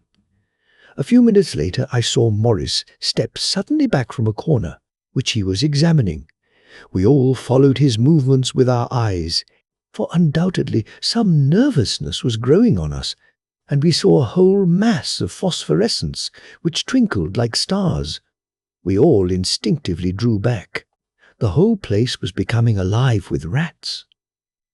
For a moment or two we stood appalled, all save Lord Godalming, who was seemingly prepared for such an emergency. Rushing over to the great iron-bound oaken door, which Dr. Seward had described from the outside, and which I had seen myself, he turned the key in the lock, drew the huge bolts, and swung the door open. Then, taking his little silver whistle from his pocket, he blew a low, shrill call. It was answered from behind, Doctor. Seward's house by the yelping of dogs, and after about a minute 3 terriers came dashing round the corner of the house. Unconsciously, we had all moved towards the door, and as we moved, I noticed that the dust had been much disturbed. The boxes which had been taken out had been brought this way. But even in the minute that had elapsed, the number of the rats had vastly increased. They seemed to swarm over the place all at once, till the lamplight, shining on their moving dark bodies and glittering baleful eyes, made the place look like a bank of earth set with fireflies. The dogs dashed on, but at the threshold suddenly stopped and snarled, and then, simultaneously lifting their noses, began to howl in most lugubrious fashion. The rats were multiplying in thousands, and we moved out. Lord Godalming lifted one of the dogs, and carrying him in, placed him on the floor. The instant his feet touched the ground, he seemed to recover his courage, and rushed at his natural enemies. They fled before him so fast that before he had shaken the life out of a score, the other dogs, who had by now been lifted in the same manner, had but small prey ere the whole mass had vanished. With their going, it seemed as if some evil presence had departed, for the dogs frisked about and barked merrily as they made sudden darts at their prostrate foes and turned them over and tossed them in the air with vicious shakes. We all seemed to find our spirits rise. Whether it was the purifying of the deadly atmosphere by the opening of the chapel door, or the relief which we experienced by finding ourselves in the open, I know not, but most certainly the shadow of dread seemed to slip from us like a robe, and the occasion of our coming lost something of its grim significance, though we did not slacken a whit in our resolution. We closed the outer door and barred and locked it, and bringing the dogs with us, began our search of the house. We found nothing throughout except dust in extraordinary proportions, and all untouched save for my own footsteps when I had made my first visit. Never once did the dogs exhibit any symptom of uneasiness, and even when we returned to the chapel, they frisked about as though they had been rabbit hunting in a summer wood. The morning was quickening in the east when we emerged from the front. Dr. Van Helsing had taken the key of the hall door from the bunch, and locked the door in orthodox fashion, putting the key into his pocket when he had done. "So far," he said, "our night has been eminently successful. No harm has come to us such as I feared might be, and yet we have ascertained how many boxes are missing.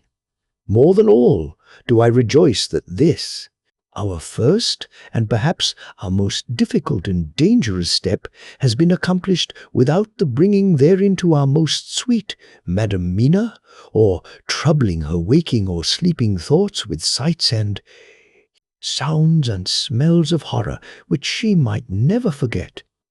One lesson, too, we have learned. If it be allowable to argue a particularity, that the brute beasts which are to the Count's command are yet themselves not amenable to his spiritual power.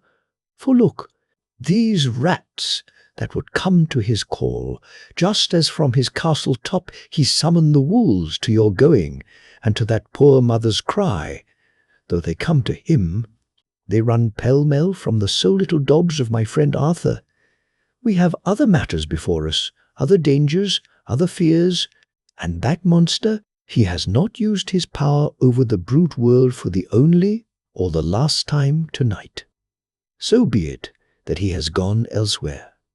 Good, it has given us opportunity to cry checks in some ways in this chess game which we play for the stake of human souls. And now let us go home. The dawn is close at hand, and we have reason to be content with our first night's work. It may be ordained that we have many nights and days to follow, if full of peril, but we must go on, and from no danger shall we shrink." The house was silent when we got back, save for some poor creature who was screaming away in one of the distant wards, and a low, moaning sound from Renfield's room. The poor wretch was doubtless torturing himself, after the manner of the insane, with needless thoughts of pain. I came tiptoe into our own room, and found Mina asleep, breathing so softly that I had to put my ear down to hear it. She looks paler than usual.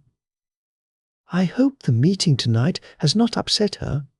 I am truly thankful that she is to be left out of our future work, and even of our deliberations. It is too great a strain for a woman to bear. I did not think so at first, but I know better now. Therefore I am glad that it is settled. There may be things which would frighten her to hear, and yet to conceal them from her might be worse than to tell her, if once she suspected that there was any concealment. Henceforth our work is to be a sealed book to her, till at least such time as we can tell her that all is finished, and the earth free from a monster of the nether world. I dare say it will be difficult to begin to keep silence after such confidence as ours, but I must be resolute, and tomorrow I shall keep dark over tonight's doings, and shall refuse to speak of anything that has happened. I rest on the sofa so as not to disturb her. 1 October later.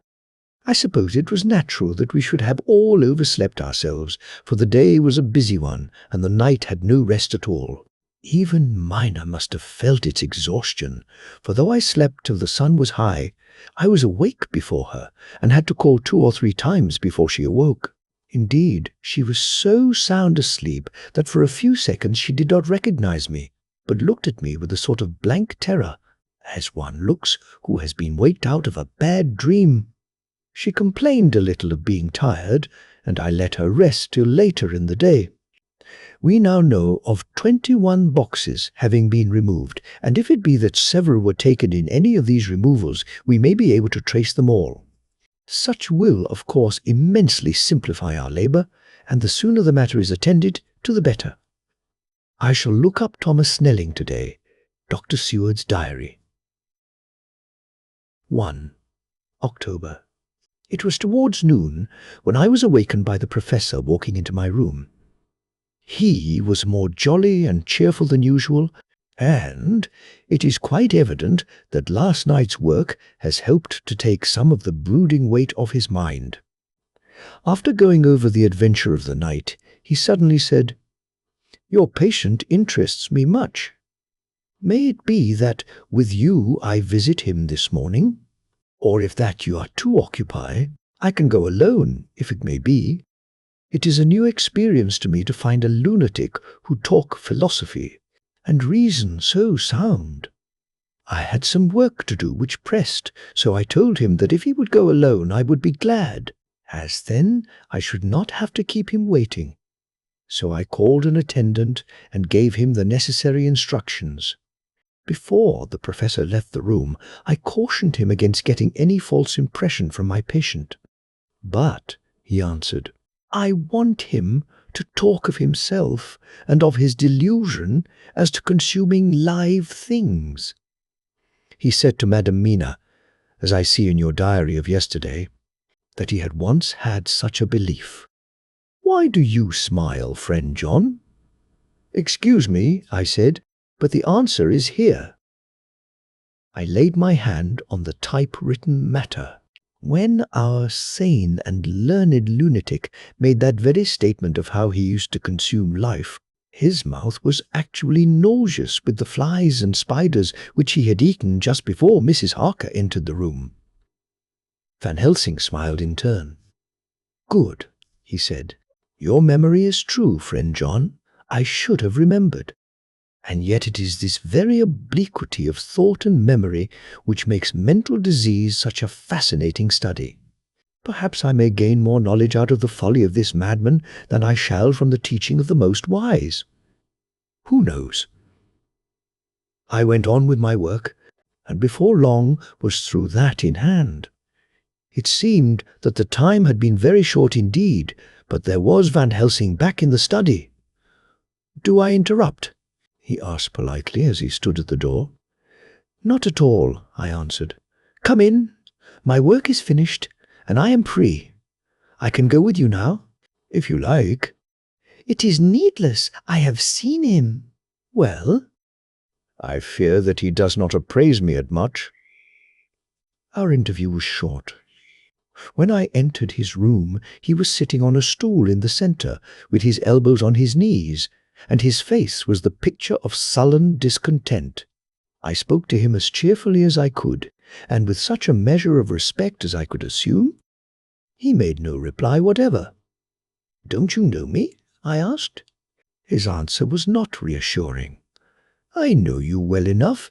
You are the old fool Van Helsing. I wish you would take yourself and your idiotic brain theories somewhere else. Damn old thick-headed Dutchman.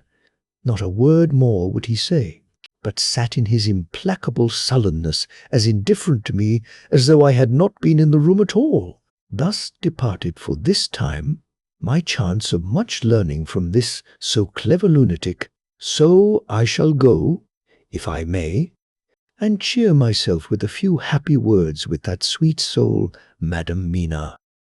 Friend John, it does rejoice me unspeakable that she is no more to be pained, no more to be worried with our terrible things. Though we shall much miss her help, it is better so. I agree with you with all my heart, I answered earnestly, for I did not want him to weaken in this matter. Mrs. Harker is better out of it. Things are quite bad enough for us, all men of the world, and who have been in many tight places in our time. But it is no place for a woman, and if she had remained in touch with the affair, it would in time infallibly have wrecked her. So, Van Helsing has gone to confer with Mrs. Harker and Harker. Quincy and Art are all out following up the clues as to the earth boxes. I shall finish my round of work, and we shall meet tonight. Mina Harker's Journal. 1 October. It is strange to me to be kept in the dark as I am today, after Jonathan's full confidence for so many years, to see him manifestly avoid certain matters, and those the most vital of all. This morning I slept late after the fatigues of yesterday, and though Jonathan was late too, he was the earlier. He spoke to me before he went out, never more sweetly or tenderly, but he never mentioned a word of what had happened in the visit to the Count's house. And yet he must have known how terribly anxious I was. Poor dear fellow! I suppose it must have distressed him even more than it did me. They all agreed that it was best that I should not be drawn further into this awful work, and I acquiesced. But to think that he keeps anything from me! And now I am crying like a silly fool, when I know it comes from my husband's great love and from the good wishes of those other strong men. That has done me good. Well, some day Jonathan will tell me all, and lest it should ever be that he should think for a moment that I kept anything from him, I still keep my journal as usual. Then, if he has feared of my trust, I shall show it to him, with every thought of my heart put down for his dear eyes to read.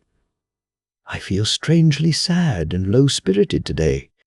I suppose it is the reaction from the terrible excitement. Last night I went to bed when the men had gone, simply because they told me to. I didn't feel sleepy, and I did feel full of devouring anxiety. I kept thinking over everything that has been ever since Jonathan came to see me in London, and it all seems like a horrible tragedy, with fate pressing on relentlessly to some destined end. Everything that one does seems, no matter how right it may be, to bring on the very thing which is most to be deplored. If I hadn't gone to Whitby, perhaps poor dear Lucy would be with us now. She hadn't taken to visiting the churchyard till I came, and if she hadn't come there in the daytime with me, she wouldn't have walked there in her sleep, and if she hadn't gone there at night and asleep, that monster couldn't have destroyed her as he did. Oh, why did I ever go to Whitby? There now, crying again. I wonder what has come over me today. I must hide it from Jonathan, for if he knew that I had been crying twice in one morning, I, who never cried on my own account, and whom he has never caused to shed a tear, the dear fellow would fret his heart out. I shall put a bold face on, and if I do feel weepy, he shall never see it. I suppose it is one of the lessons that we poor women have to learn. I can't quite remember how I fell asleep last night. I remember hearing the sudden barking of the dogs and a lot of queer sounds, like praying on a very tumultuous scale, from Mr. Renfield's room, which is somewhere under this. And then there was silence over everything, silence so profound that it startled me, and I got up and looked out of the window. All was dark and silent, the black shadows thrown by the moonlight seeming full of a silent mystery of their own. Not a thing seemed to be stirring, but all to be grim and fixed as death or fate, so that a thin streak of white mist that crept with almost imperceptible slowness across the grass towards the house seemed to have a sentience and a vitality of its own. I think that the digression of my thoughts must have done me good, for when I got back to bed I found a lethargy creeping over me.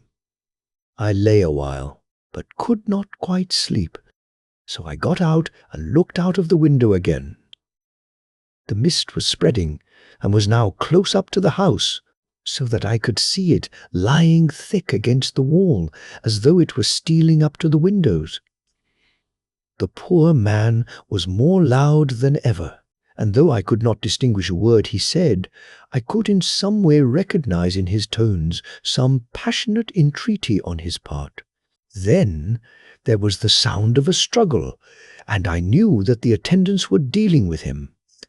I was so frightened that I crept into bed and pulled the clothes over my head, putting my fingers in my ears.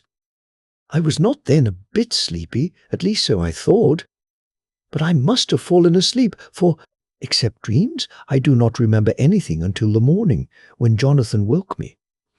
I think that it took me an effort and a little time to realize where I was, and that it was Jonathan who was bending over me. My dream was very peculiar, and was almost typical of the way that waking thoughts become merged in, or continued in, dreams. I thought that I was asleep, and waiting for Jonathan to come back. I was very anxious about him, and I was powerless to act. My feet, and my hands, and my brain were weighted, so that nothing could proceed at the usual pace. And so I slept uneasily, and thought. Then it began to dawn upon me that the air was heavy and dank and cold. I put back the clothes from my face, and found, to my surprise, that all was dim around. The gaslight which I had left lit for Jonathan, but turned down, came only like a tiny red spark through the fog, which had evidently grown thicker and poured into the room. Then it occurred to me that I had shut the window before I had come to bed. I would have got out to make certain on the point, but some leaden lethargy seemed to chain my limbs and even my will. I lay still and endured. That was all. I closed my eyes, but could still see through my eyelids. It is wonderful what tricks our dreams play us, and how conveniently we can imagine. The mist grew thicker and thicker, and I could see now how it came in, for I could see it like smoke, or with the white energy of boiling water pouring in, not through the window, but through the joinings of the door. It got thicker and thicker, till it seemed as if it became concentrated into a sort of pillar of cloud in the room, through the top of which I could see the light of the gas shining like a red eye. Things began to whirl through my brain, just as the cloudy column was now whirling in the room, and through it all came the scriptural words, "A pillar of cloud by day and of fire by night." Was it indeed some such spiritual guidance that was coming to me in my sleep? But the pillar was composed of both the day and the night guiding, for the fire was in the red eye, which, at the thought, got a new fascination for me, till, as I looked, the fire divided, and seemed to shine on me through the fog like two red eyes, such as Lucy told me of in her momentary mental wandering, when, on the cliff, the dying sunlight struck the windows of St. Mary's Church. Suddenly the horror burst upon me that it was thus that Jonathan had seen those awful women growing into reality through the whirling mist in the moonlight, and in my dream I must have fainted, for all became black darkness. The last conscious effort which imagination made was to show me a livid white face bending over me out of the mist. I must be careful of such dreams, for they would unseat one's reason if there were too much of them. I would get Dr. Van Helsing or Dr. Seward to prescribe something for me which would make me sleep. Only that I fear to alarm them. Such a dream at the present time would become woven into their fears for me. Tonight I shall strive hard to sleep naturally. If I do not, I shall tomorrow night get them to give me a dose of chloral. That cannot hurt me for once, and it will give me a good night's sleep. Last night tired me more than if I had not slept at all. 2. October 10p. Last night I slept, but did not dream. I must have slept soundly, for I was not waked by Jonathan coming to bed, but the sleep has not refreshed me. For today I feel terribly weak and spiritless. I spent all yesterday trying to read or lying down dozing. In the afternoon Mr. Renfield asked if he might see me. Poor man, he was very gentle, and when I came away he kissed my hand and bade God bless me. Some way it affected me much. I am crying when I think of him. This is a new weakness, of which I must be careful. Jonathan would be miserable if he knew I had been crying. He and the others were out till dinner time, and they all came in tired. I did what I could to brighten them up, and I suppose that the effort did me good, for I forgot how tired I was. After dinner they sent me to bed, and all went off to smoke together, as they said. But I knew that they wanted to tell each other of what had occurred to each during the day. I could see from Jonathan's manner that he had something important to communicate. I was not so sleepy as I should have been, so before they went I asked Dr. Stoker, Seward, to give me a little opiate of some kind, as I had not slept well the night before. He very kindly made me up a sleeping draught, which he gave to me, telling me that it would do me no harm, as it was very mild. Bod. I have taken it, and am waiting for sleep, which still keeps aloof. I hope I have not done wrong, for as sleep begins to flirt with me, a new fear comes that I may have been foolish in thus depriving myself of the power of waking. I might want it. Here comes sleep. Good night. Chapter XX. Jonathan Harker's Journal. 1.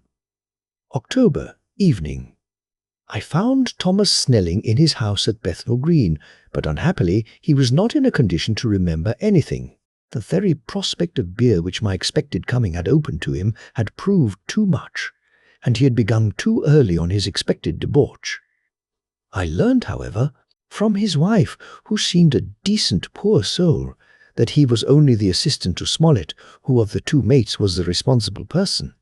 So off I drove to Walworth, and found Mr. Joseph Smollett at home and in his shirt-sleeves, taking a late tea out of a saucer. He is a decent, intelligent fellow, distinctly a good, reliable type of workman, and with a headpiece of his own.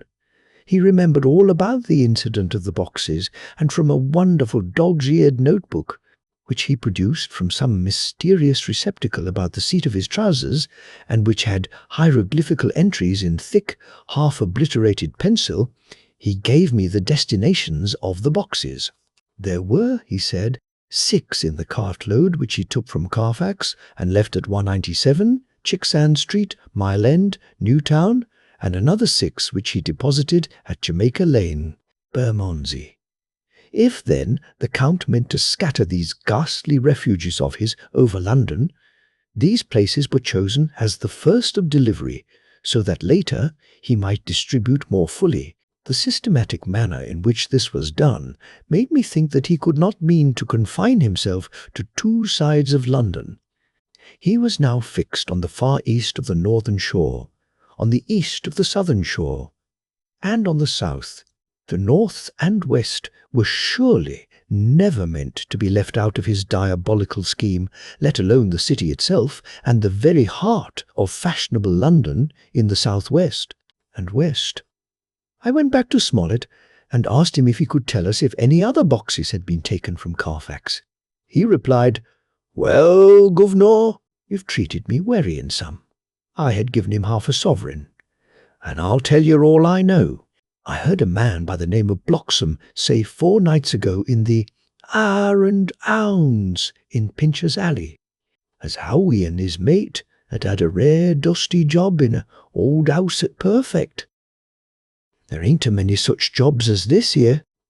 I'm thinking that maybe Sam Bloxham could tell you summat. I asked if he could tell me where to find him. I told him that if he could get me the address, it would be worth another half-sovereign to him.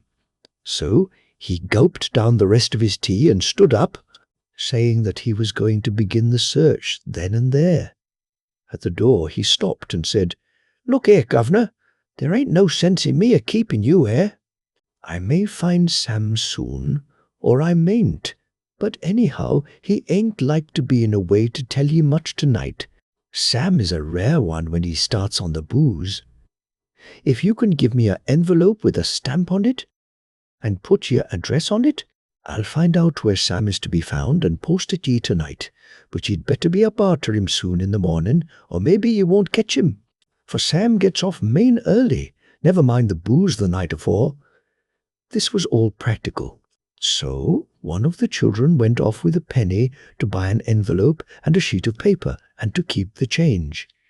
When she came back, I addressed the envelope and stamped it, and when Smollett had again faithfully promised to post the address when found, I took my way to home. We're on the track anyhow. I am tired tonight and want sleep. Mina is fast asleep and looks a little too pale. Her eyes look as though she had been crying. Poor dear, I've no doubt it frets her to be kept in the dark, and it may make her doubly anxious about me and the others. But it is best as it is. It is better to be disappointed and worried in such a way now than to have her nerve broken.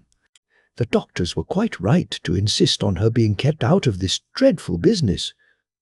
I must be firm, for on me this particular burden of silence must rest.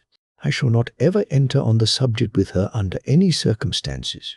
Indeed, it may not be a hard task after all, for she herself has become reticent on the subject, and has not spoken of the Count or his doings ever since we told her of our decision. 2 October, evening. A long and trying and exciting day. By the first post, I got my directed envelope with a dirty scrap of paper enclosed, on which was written with a carpenter's pencil in a sprawling hand, "Sam Bloxham. Corcoran's 4. Poter's Court, Bartle Street, Walworth. Ask for the Depeat." I got the letter in bed and rose without waking Mina. She looked heavy and sleepy and pale, and far from well. I determined not to wake her, but that, when I should return from this new search, I would arrange for her going back to Exeter. I think she would be happier in our own home, with her daily tasks to interest her, than in being here amongst us and in ignorance. I only saw Dr. Popter, Seward, for a moment, and told him where I was off to, promising to come back and tell the rest so soon as I should have found out anything. I drove to Walworth and found, with some difficulty, Potter's Court. Mr. Smollett's spelling misled me, as I asked for Potter's Court instead of Potter's Court. However, when I had found the court, I had no difficulty in discovering Corcoran's lodging-house. When I asked the man who came to the door for the Depeat, he shook his head and said, "I dunno him. There ain't no such a person here. I never heard of him in all my bloomin' days. Don't believe there ain't nobody that kind living here or anywheres." I took out Smollett's letter, and as I read it, it seemed to me that the lesson of the spelling of the name of the court might guide me. "What are you?" I asked. "I'm the Depeat," he answered. I saw at once that I was on the right track. Phonetic spelling had again misled me. A half-crown tip put the deputy's knowledge at my disposal, and I learned that Mr. Bloxham, who had slept off the remains of his beer on the previous night at Corcoran's, had left for his work at Poplar at 5 o'clock that morning. He could not tell me where the place of work was situated, but he had a vague idea that it was some kind of a new-fangled warehouse, and with this slender clue I had to start for Poplar. It was 12 o'clock before I got any satisfactory hint of such a building, and this I got at a coffee shop, where some workmen were having their dinner. One of these suggested that there was being erected at Cross Angel Street a new cold storage building, and as this suited the condition of a new-fangled warehouse, I at once drove to it. An interview with a surly gatekeeper and a surlier foreman, both of whom were appeased with the coin of the realm, put me on the track of Bloxham. He was sent for on my suggesting that I was willing to pay his day's wages to his foreman for the privilege of asking him a few questions on a private matter. He was a smart enough fellow, though rough of speech and bearing. When I had promised to pay for his information and given him an earnest, he told me that he had made 2 journeys between Carfax and a house in Piccadilly, and had taken from this house to the latter 9 great boxes, main heavy ones, with a horse and cart hired by him for this purpose. I asked him if he could tell me the number of the house in Piccadilly, to which he replied, "Well, guv'nor, I forgets the number, but it was only a few doors from a big white church, or something of the kind, not long built. It was a dusty old house, too, though nothing to the dustiness of the house we took the bloomin' boxes from." "How did you get into the houses if they were both empty?" "There was the old party, what engaged me a waiting in the house at Purfleet. He helped me to lift the boxes and put them in the dray. Curse me, but he was the strongest chap I ever struck, and him an old feller with a white moustache, one that thin you would think he couldn't throw a shadder." How this phrase thrilled through me. Why, he took up his end of the boxes like they was pounds of tea, and me a puffin' and a blowin' afore. I could upend mine anyhow, and I'm no chicken neither. "How did you get into the house in Piccadilly?" I asked. "He was there too. He must have started off and got there afore me, for when I rung of the bell he came and opened the door, hisself, and helped me to carry the boxes into the hall." "The whole 9, I asked. "Use? There was 5 in the first load and 4 in the second. It was main dry work, and I don't so well remember how I got home." I interrupted him. "Were the boxes left in the hall?" "Use. It was a big hall, and there was nothing else in it." I made one more attempt to further matters. "You didn't have any key?" "Never used no key nor nothink." "The old gent? He opened the door hisself and shut it again when I druv off. I don't remember the last time, but that was the beer." "And you can't remember the number of the house?" "No, sir. But ye needn't have no difficulty about that. It's a high un with a stone front with a bow on it." And I steps up to the door. I know them steps. Haven't had to carry the boxes up with 3 loafers, what come round to earn a copper. The old gent give them shillings, and they seeing they got so much, they wanted more. But he took one of them by the shoulder and was like to throw him down the steps till the lot of them went away cussing. I thought that with this description I could find the house, so, having paid my friend for his information, I started off for Piccadilly. I had gained a new painful experience. The Count could, it was evident, handle the earth boxes himself. If so, time was precious, for now that he had achieved a certain amount of distribution, he could, by choosing his own time, complete the task unobserved. At Piccadilly Circus I discharged my cab and walked westward. Beyond the Junior Constitutional I came across the house described, and was satisfied that this was the next of the lairs arranged by Dracula. The house looked as though it had been long untenanted. The windows were encrusted with dust, and the shutters were up. All the framework was black with time, and from the iron the paint had mostly scaled away. It was evident that up to lately there had been a large notice board in front of the balcony. It had, however, been roughly torn away, the uprights which had supported it still remaining. Behind the rails of the balcony I saw there were some loose boards whose raw edges looked white. I would have given a good deal to have been able to see the notice board intact, as it would, perhaps, have given some clue to the ownership of the house.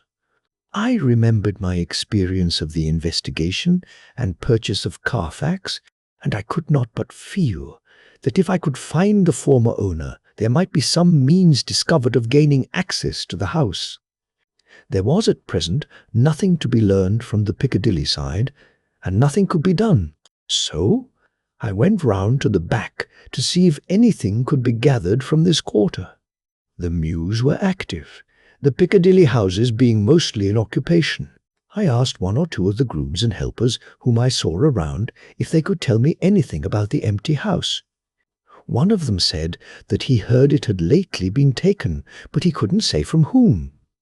He told me, however, that up to very lately there had been a notice board of "For Sale" up, and that perhaps Mitchell, Sons and Candy, the house agents, could tell me something, as he thought he remembered seeing the name of that firm on the board. I did not wish to seem too eager or to let my informant know or guess too much, so, thanking him in the usual manner, I strolled away. It was now growing dusk, and the autumn night was closing in, so I did not lose any time. Having learned the address of Mitchell, Sons and Candy from a directory at the Berkeley, I was soon at their office in Sackville Street. The gentleman who saw me was particularly suave in manner, but uncommunicative in equal proportion. Having once told me that the Piccadilly house, which throughout our interview he called a mansion, was sold, he considered my business as concluded. When I asked who had purchased it, he opened his eyes a thought wider, and paused a few seconds before replying, "It is sold." "Sir." "Pardon me," I said with equal politeness, "but I have a special reason for wishing to know who purchased it." Again he paused longer and raised his eyebrows still more. "It is sold, sir," was again his laconic reply. "Surely," I said, "you do not mind letting me know so much." "But I do mind," he answered. "The affairs of their clients are absolutely safe in the hands of Mitchell, Sons and Candy." This was manifestly a prig of the first water, and there was no use arguing with him. I thought I had best meet him on his own ground, so I said, "Your clients, sir, are happy in having so resolute a guardian of their confidence. I am myself a professional man." Here I handed him my card. In this instance I am not prompted by curiosity. I act on the part of Lord Godalming, who wishes to know something of the property which was, he understood, lately for sale. These words put a different complexion on affairs. He said, "I would like to oblige you if I could, Mr. Harker, and especially would I like to oblige his lordship. We once carried out a small matter of renting some chambers for him when he was the Honourable Arthur Homewood. If you will let me have his lordship's address, I will consult the house on the subject, and will, in any case, communicate with his lordship by tonight's post. It will be a pleasure if we can so far deviate from our rules as to give the required information to his lordship." I wanted to secure a friend, and not to make an enemy, so I thanked him, gave the address at Dr. Seward's, and came away. It was now dark, and I was tired and hungry. I got a cup of tea at the A-rated bread company and came down to Purfleet by the next train. I found all the others at home. Mina was looking tired and pale, but she made a gallant effort to be bright and cheerful. It wrung my heart to think that I had had to keep anything from her, and so caused her inquietude. Thank God! This will be the last night of her looking on at our conferences, and feeling the sting of our not showing our confidence. It took all my courage to hold to the wise resolution of keeping her out of our grim task. She seems somehow more reconciled, or else the very subject seems to have become repugnant to her, for when any accidental allusion is made, she actually shudders. I am glad we made our resolution in time, as with such a feeling as this, our growing knowledge would be torture to her. I could not tell the others of the day's discovery till we were alone. So, after dinner, followed by a little music to save appearances even amongst ourselves, I took Mina to her room and left her to go to bed. The dear girl was more affectionate with me than ever, and clung to me as though she would detain me. But there was much to be talked of, and I came away. Thank God, the ceasing of telling things has made no difference between us. When I came down again, I found the others all gathered round the fire in the study. In the train I had written my diary so far, and simply read it off to them, as the best means of letting them get abreast of my own information. When I had finished, Van Helsing said, "This has been a great day's work, friend Jonathan. Doubtless we are on the track of the missing boxes. If we find them all in that house, then our work is near the end. But if there be some missing, we must search until we find them. Then shall we make our final coup and hunt the wretch to his real death." We all sat silent a while, and all at once Mr. Morris spoke. "Say, how are we going to get into that house?" "We got into the other," answered Lord Godalming quickly. "But, Art, this is different. We broke house at Carfax, but we had night and a walled park to protect us. It will be a mighty different thing to commit burglary in Piccadilly, either by day or night. I confess I don't see how we are going to get in, unless that agency Duck can find us a key of some sort. Perhaps we shall know when you get his letter in the morning." Lord Godalming's brows contracted, and he stood up and walked about the room. By and by he stopped and said, "Turning from one to another of us, Quincy's head is level. This burglary business is getting serious. We got off once all right, but we have now a rare job on hand unless we can find the Count's key basket. As nothing could well be done before morning, and as it would be at least advisable to wait till Lord Godalming should hear from Mitchell's, we decided not to take any active step before breakfast time. For a good while we sat and smoked, discussing the matter in its various lights and bearings. I took the opportunity of bringing this diary right up to the moment. I am very sleepy and shall go to bed. Just a line." Mina sleeps soundly, and her breathing is regular. Her forehead is puckered up into little wrinkles, as though she thinks even in her sleep. She is still too pale, but does not look so haggard as she did this morning. Tomorrow will, I hope, mend all this. She will be herself at home in Exeter. Oh, but I am sleepy. Dr. Seward's diary. 1 October. I am puzzled afresh about Renfield. His moods change so rapidly that I find it difficult to keep touch of them, and as they always mean something more than his own well-being, they form a more than interesting study. This morning, when I went to see him after his repulse of Van Helsing, his manner was that of a man commanding destiny. He was, in fact, commanding destiny subjectively. He did not really care for any of the things of mere earth. He was in the clouds, and looked down on all the weaknesses and wants of us poor mortals. I thought I would improve the occasion and learn something. So I asked him, "What about the flies these times?" He smiled on me in quite a superior sort of way, such a smile as would have become the face of Malvolio as he answered me. "The fly, my dear sir, has one striking feature. Its wings are typical of the aerial powers of the psychic faculties. The ancients did well when they typified the soul as a butterfly." I thought I would push his analogy to its utmost logically, so I said quickly, "Oh, it is a soul you are after now, is it?" His madness foiled his reason, and a puzzled look spread over his face as, shaking his head with a decision which I had but seldom seen in him, he said, "Oh no, oh no, I want no souls. Life is all I want." Here he brightened up.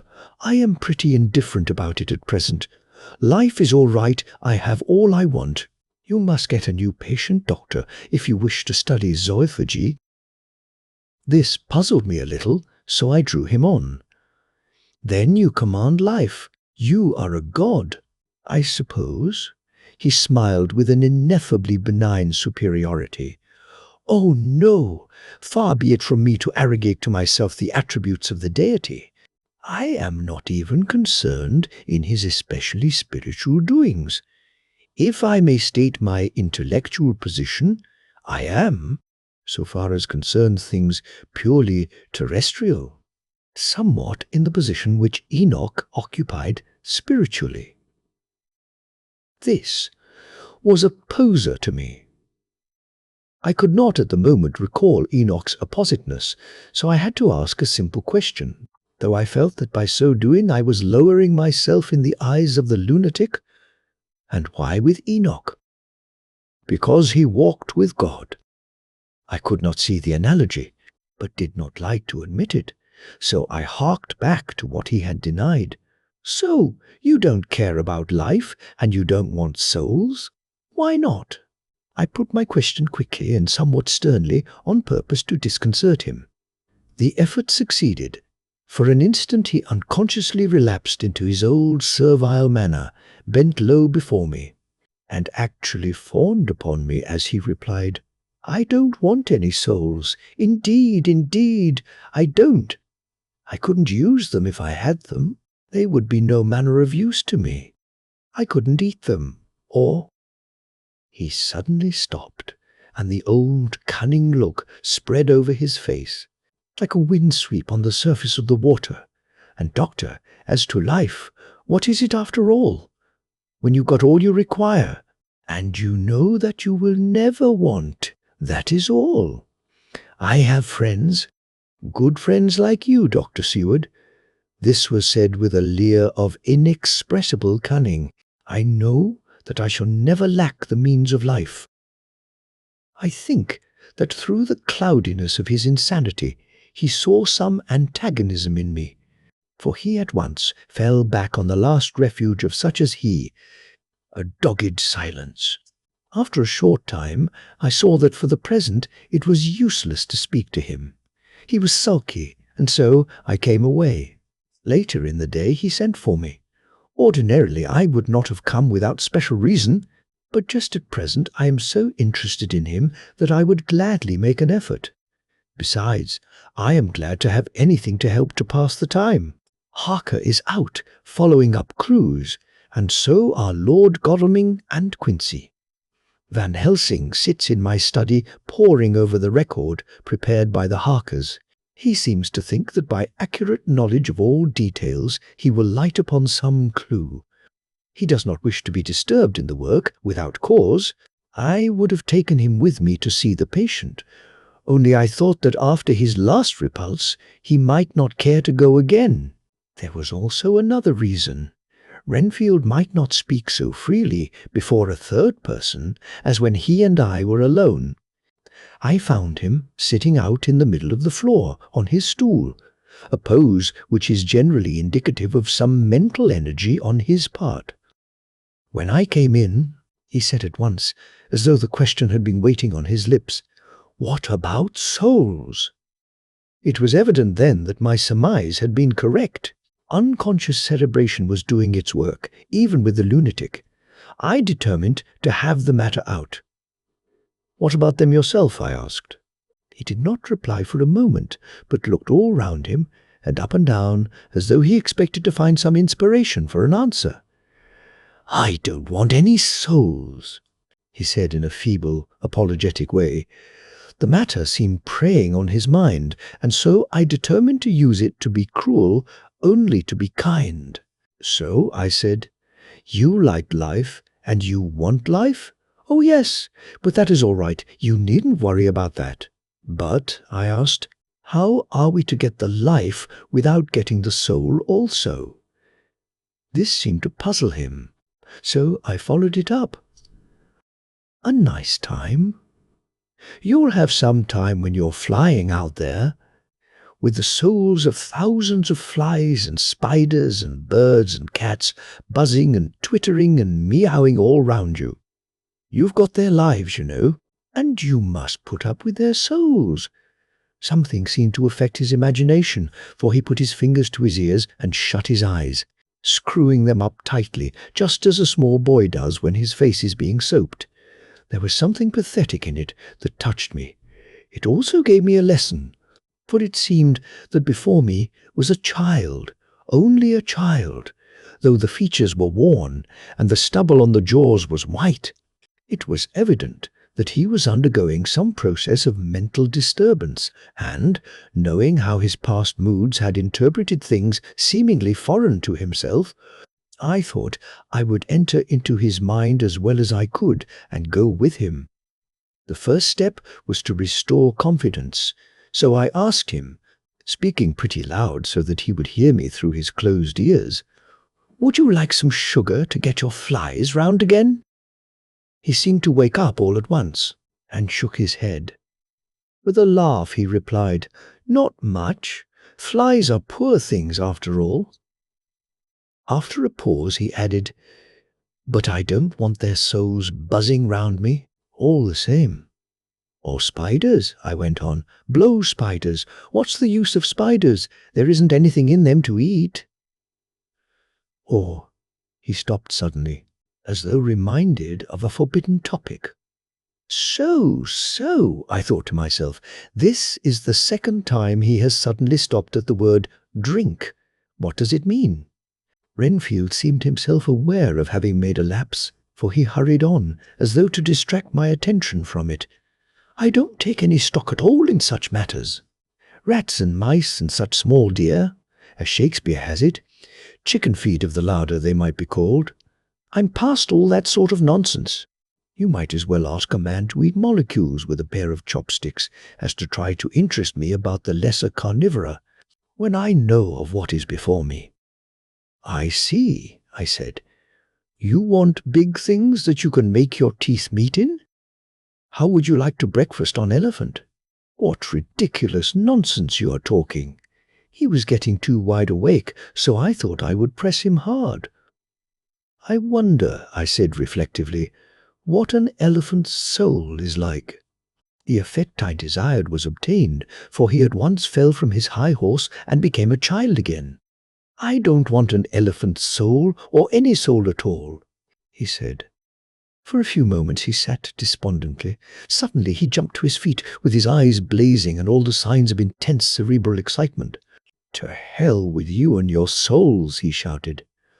"Why do you plague me about souls? Haven't I got enough to worry and pain and distract me already without thinking of souls?" He looked so hostile that I thought he was in for another homicidal fit, so I blew my whistle. The instant, however, that I did so, he became calm and said apologetically, "Forgive me, doctor, I forgot myself. You do not need any help. I am so worried in my mind that I am apt to be irritable. If you only knew the problem I have to face, and that I am working out, you would pity, and tolerate, and pardon me. Pray do not put me in a strait waistcoat. I want to think, and I cannot think freely when my body is confined. I am sure you will understand." He had evidently self-control, so when the attendants came, I told them not to mind, and they withdrew. Renfield watched them go. When the door was closed, he said, with considerable dignity and sweetness, "Dr. Seward, you have been very considerate towards me. Believe me that I am very, very grateful to you." I thought it well to leave him in this mood, and so I came away. There is certainly something to ponder over in this man's state. Several points seem to make what the American interviewer calls a story, if one could only get them in proper order. Here they are: will not mention drinking. Fears the thought of being burdened with the soul of anything. Has no dread of wanting life in the future. Despises the meaner forms of life altogether, though he dreads being haunted by their souls. Logically, all these things point one way. He has assurance of some kind that he will acquire some higher life. He dreads the consequence, the burden of a soul. Then it is a human life he looks to. And the assurance? Merciful God! The Count has been to him, and there is some new scheme of terror afoot. Later. I went after my round to Van Helsing and told him my suspicion.